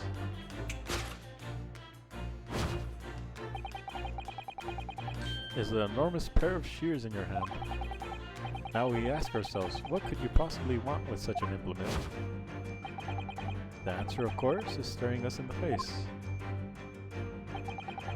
You are on the verge of using the shears to cut away the copious beard you sport. I'm not sure. Would you really use shears like that to cut off a beard? I doubt that's something I'll ever have to worry about. It doesn't quite sit right with me though. It doesn't seem to be sitting right with Mr. Roylott either. Which means, I suppose, that the deduction is wrong? Let's try to switch the key word here, Naruhado-san, and see if that helps the matter. Alright, but how? I think we should start by taking a long, hard look at Mr. Roylott. I wonder if it's really his beard that he intended to use those shears on. Exactly. If we do manage to find something that seems to fit the sense of Mr. Sholmes' deduction earlier, then what? Then I'll leave the rest to your capable hands, Naruhado-san. Why am I the only one doing something about this? Anyways, let's see if there's anything we can even use to switch around in the last sentence. What exactly was Mr. Roylott going to use those enormous shears for?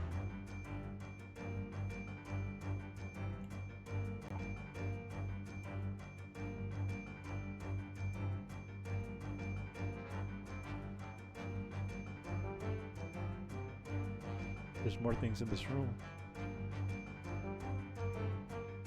I want to point at his pocket, but it's not really an option. Let's try the suitcase.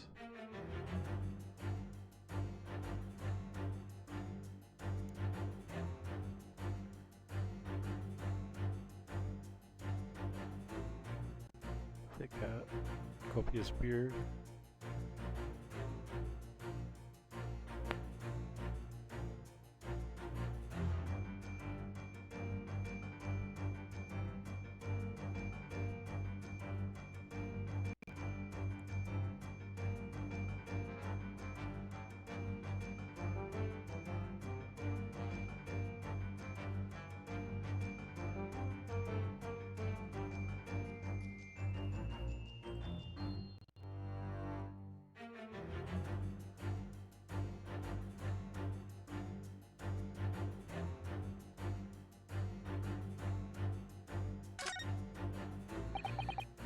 It's a very thick hat, isn't it? Ah, that's the secret you see, Naruhado-san, don't you? Secret? What? Well, before you left Japan, I took some time to study foreign countries. Russia is a land of unimaginable cold, and a thick hat is the secret of keeping warm. Without one, I read that your brain would freeze. That was just one of many fascinating snippets of information, and oh mother, not Russian. I think maybe you picked the wrong book there.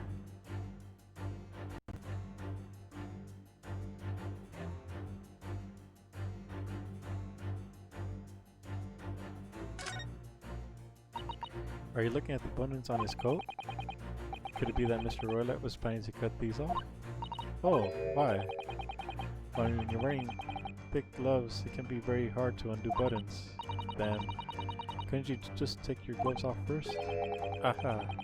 So he was going to use scissors to cut off his gloves then. I want you to take a deep breath and look at this from a fresh perspective, Naruhado-san. Oops, I think she's angry.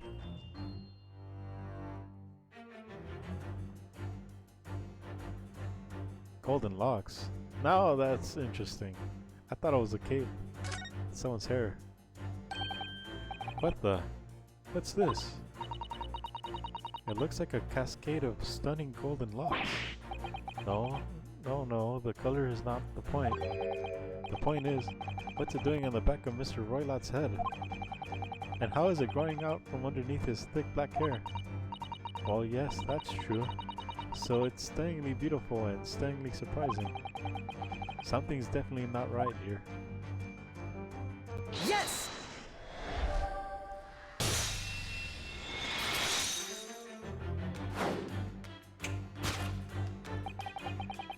You were on the verge of using the shears to cut away the golden locks you sport. Indeed. You've identified the precise detail I was intending to expose.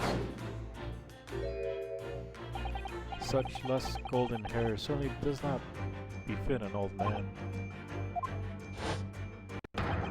You're not a man at all. You're a woman. And judging from the length of the and sheen of your hair, one's still very much in their youth. Oh no. If only I had managed to cut off my hair, no one would have suspected. The question then begged is this: why would you desire to rid yourself of these magnificent locks? Once again, the answer is plain. We have clear evidence to shed the light on the matter. I'm sure it needs no further clarification. The evidence that reveals your true identity is an article about the revolutionary. Oh, that was a shock. I had no idea the old man was really a young woman in disguise, did you? What? Why are you staring at me like that? Yes, it was a surprise. Naruhodo-san. You're enjoying this, aren't you? Sorry? You look like you're in your element as you dance around the room deducing the facts with Mr. Sholmes. I'm just doing what we agreed. I'm not having fun or anything. This is strictly business. Yes, I understand. Say no more. Well, anyway, let's focus on the next part of Mr. Sholmes' deduction, shall we? The evidence that he's picked out doesn't fit the facts at all now.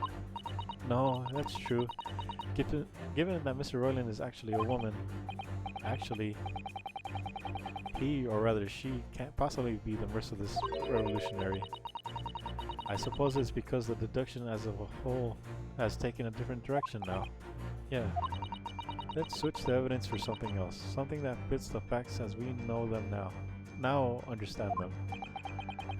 For some reason, this woman needed to try to hide her true identity. I feel as though I either read or heard about a young woman in a situation like that recently. Alright, I'll do my best.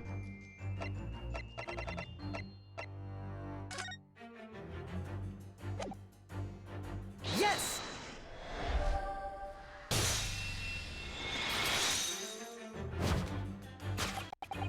The evidence that reveals your true identity is, of course, the article about the ballerina.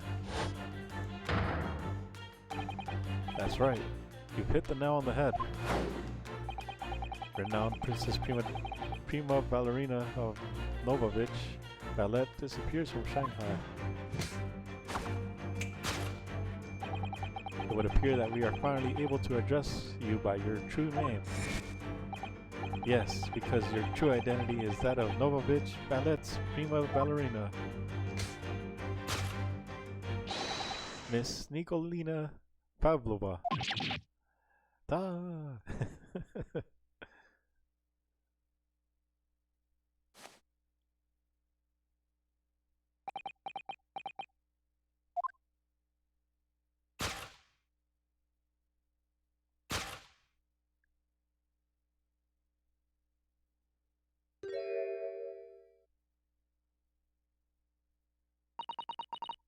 You're right. My real name is Nikolina Pavlova. But please, I beg you, don't tell anyone. Conclusion: a ballerina on the run. Conclusion: now, as for my second conclusion, you are at this very moment on the brink of committing a most grievous crime. And the proof of this crime is over there. Oh yes, Miss Pavlova. Taking unawares, people have propensity to let their eyes stray, you see. And I assure you, the eyes speak so much more eloquently and honestly than the mouth. The answer we seek lies where the furtive glance falls. The proof of your crime sits before our very eyes. Yes, that traveling case. This woman is the ballerina, and she's right in front of our eyes. So clearly, she can't be inside the traveling case as well. No, that's right. It seems she wasn't abducted at all. In which case, what is the crime this young woman is apparently committing? Ah, I can see I'm going to have to step in and fix the great detective's mistake again. You seem to look pleased, Naruhado-san. Do you like the idea of another chance to dance around with Mr. Sholmes? Stop it. Anyway, there must be something else here that shows what this woman is up to.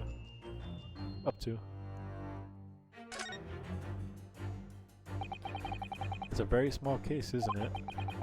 You can see instantly that no person could possibly fit inside there.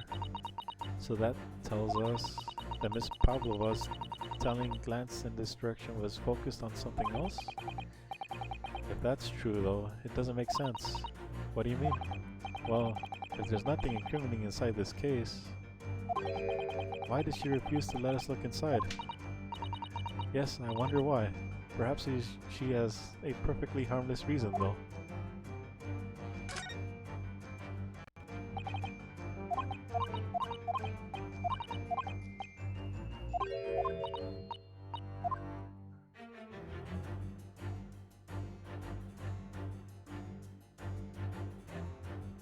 Oh, there's a tiara there. Wow, look at this dazzling tiara. I've never seen anything like it. Are those real diamonds, do you think? Oh, Naruhado-san, try it out. Try it on. What, me? Isn't it usually girls who wear tiaras? Wouldn't you like to try it on? Oh no, I couldn't possibly. It's far too beautiful. Why does this tiara look familiar? Kind of reminds me of the tiaras that Pikachu wore on Pokemon Go. It's been a while though. Let's continue. I feel like I've seen it somewhere recently. It's also on the newspaper, I'm pretty sure. Can I present something? Yes!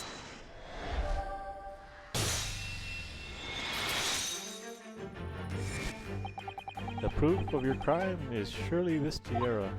Ah! I believe this tiara is worn on stage by dancers in their Novovich ballet, isn't it? Is it not? Indeed, it would appear that the identical to the tiara pictured here is the newspaper article. And if the reporting is to be believed, it's an item worth 20,000 rubles. In summary, the time you have committed is theft. The crime you have committed is theft. Oh no. Yes. You left your ballet troupe unlawfully, taking their precious tiara with you. Ah. Was she planning on selling it?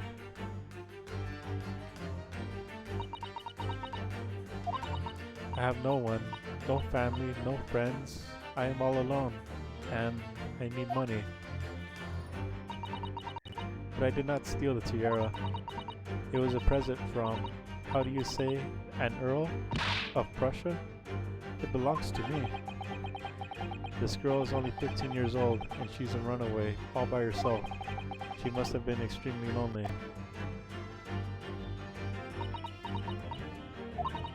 Alright, I will tell you everything. There's no point in hiding it now.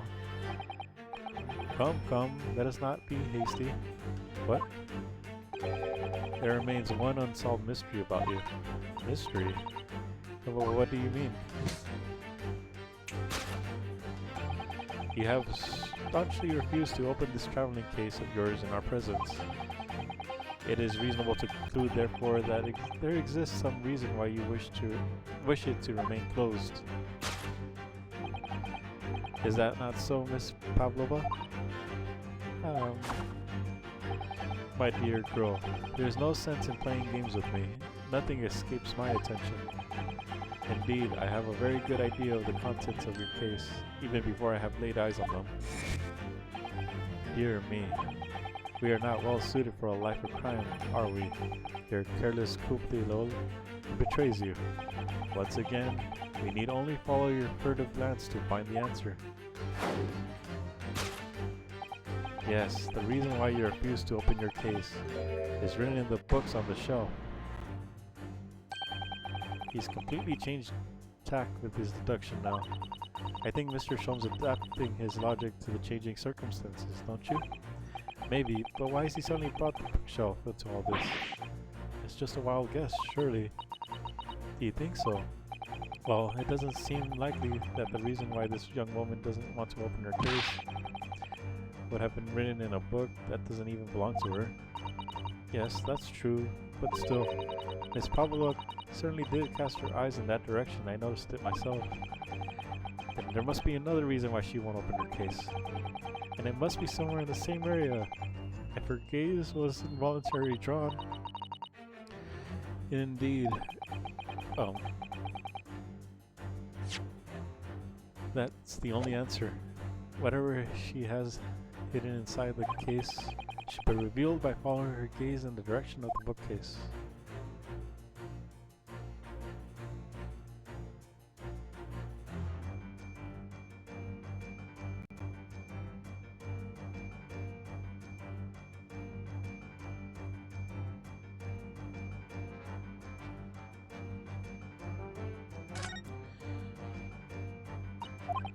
It's a charming little photo, isn't it? What is it? Someone climbing a steep mountainside? Or descending one, it seems to me. When you've been on the flat seat for a while, maybe you start seeing hills and mountains and everything.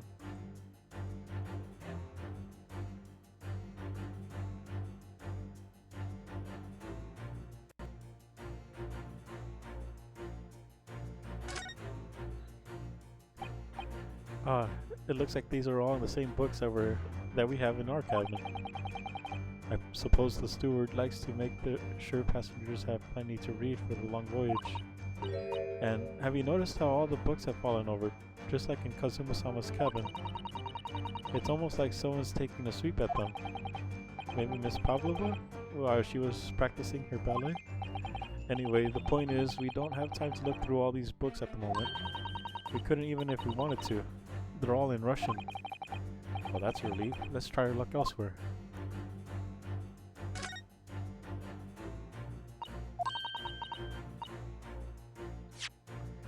These are the rules of passage for travel aboard the SS Beria. Passengers must not keep weapons or dangerous objects in their cabin. Pets are also strictly forbidden. Ah, that's the answer. There's exactly the same notice in our cabin too. I wonder what happens if we break the rules. Oh dear, I'm sure punishment will be severe. Naruhara-san. He'd probably be left adrift in the freezing cold ocean, or shut inside a tiny wardrobe for days on end. So I've actually been serving time for weeks now, have I? But that's the evidence. She has a pet on board. Yes!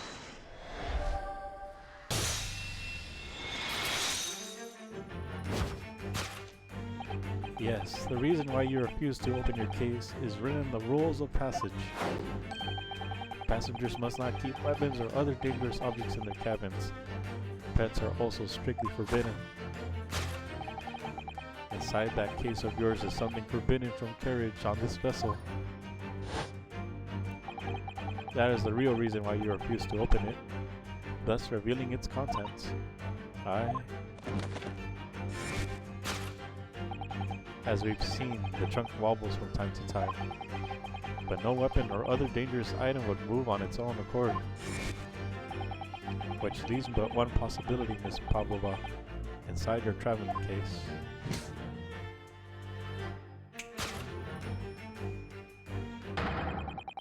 Is the last item listed as a forbidden in the vessel's rules, a pat of passage.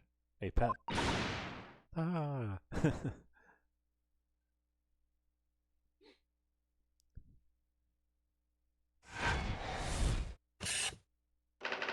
Topic 2 wrongdoing. Conclusion. Position of a prohibited animal.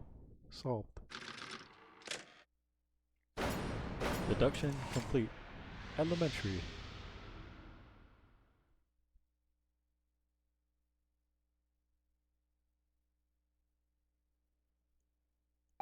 So clearly, you aren't who you said you were. No, I am not Grimsby Roylott.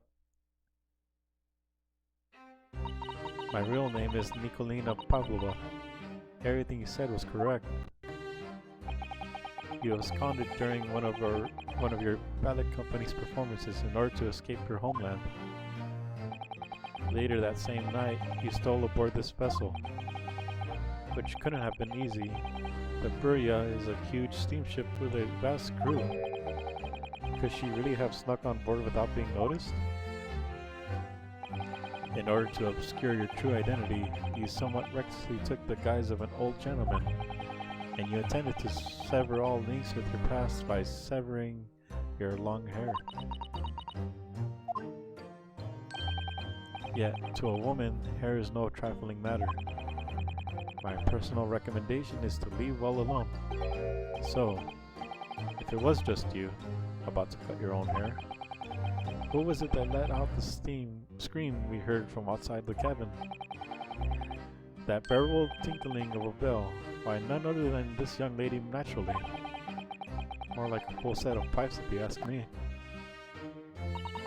I was so scared when I ran away from Shanghai. I was sure they would come looking for me.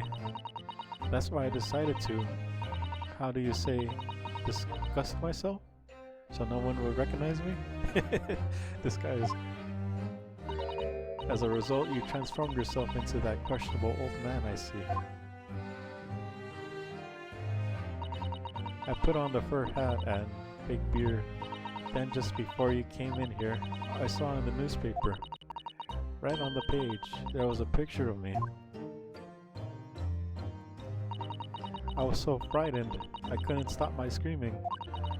I knew that if I didn't change my appearance completely, they would find me. So I decided to cut all my hair as fastly as possible.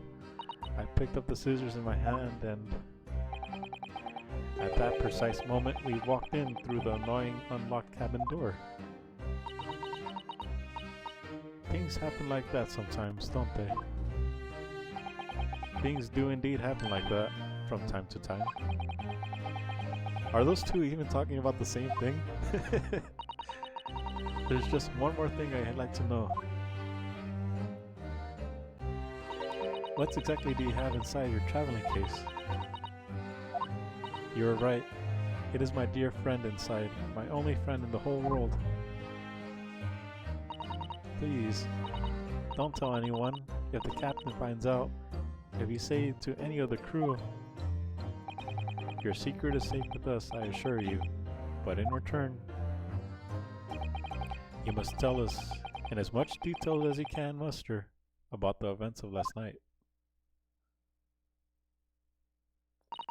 Yes, all right, I will tell you. Well, Mr. Naruhodo, wasn't it something Mr. Sholmes' great deduction? It was certainly something, yes. I'm just not entirely sure what. But at least Mr. Pavlova has agreed to tell us what she knows. That's incredible. Indeed, it is incredible. Ah, and one more thing. Oh, yes? What? Observe your wrists. Why? Oh no. Ah! Your hands are cuffed again. What? But how? True to my word, I have restored your shackles. When and why? There is still a shadow of guilt cast over you, Mr. Naruhodo. I'm sorry to say, it can't be helped at the moment. Can't it, really? Anyway, let's listen to what Miss Pavlova has to say. I can't go on not knowing. I have to find out what speckled band that Kazuma-sama wrote about in his diary really was.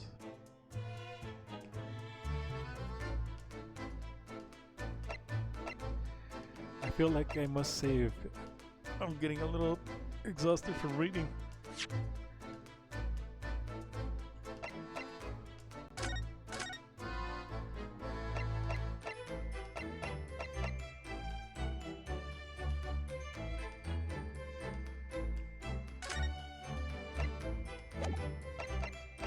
save it here.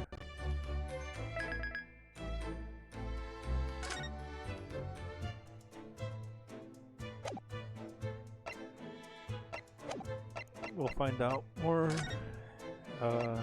pretty soon.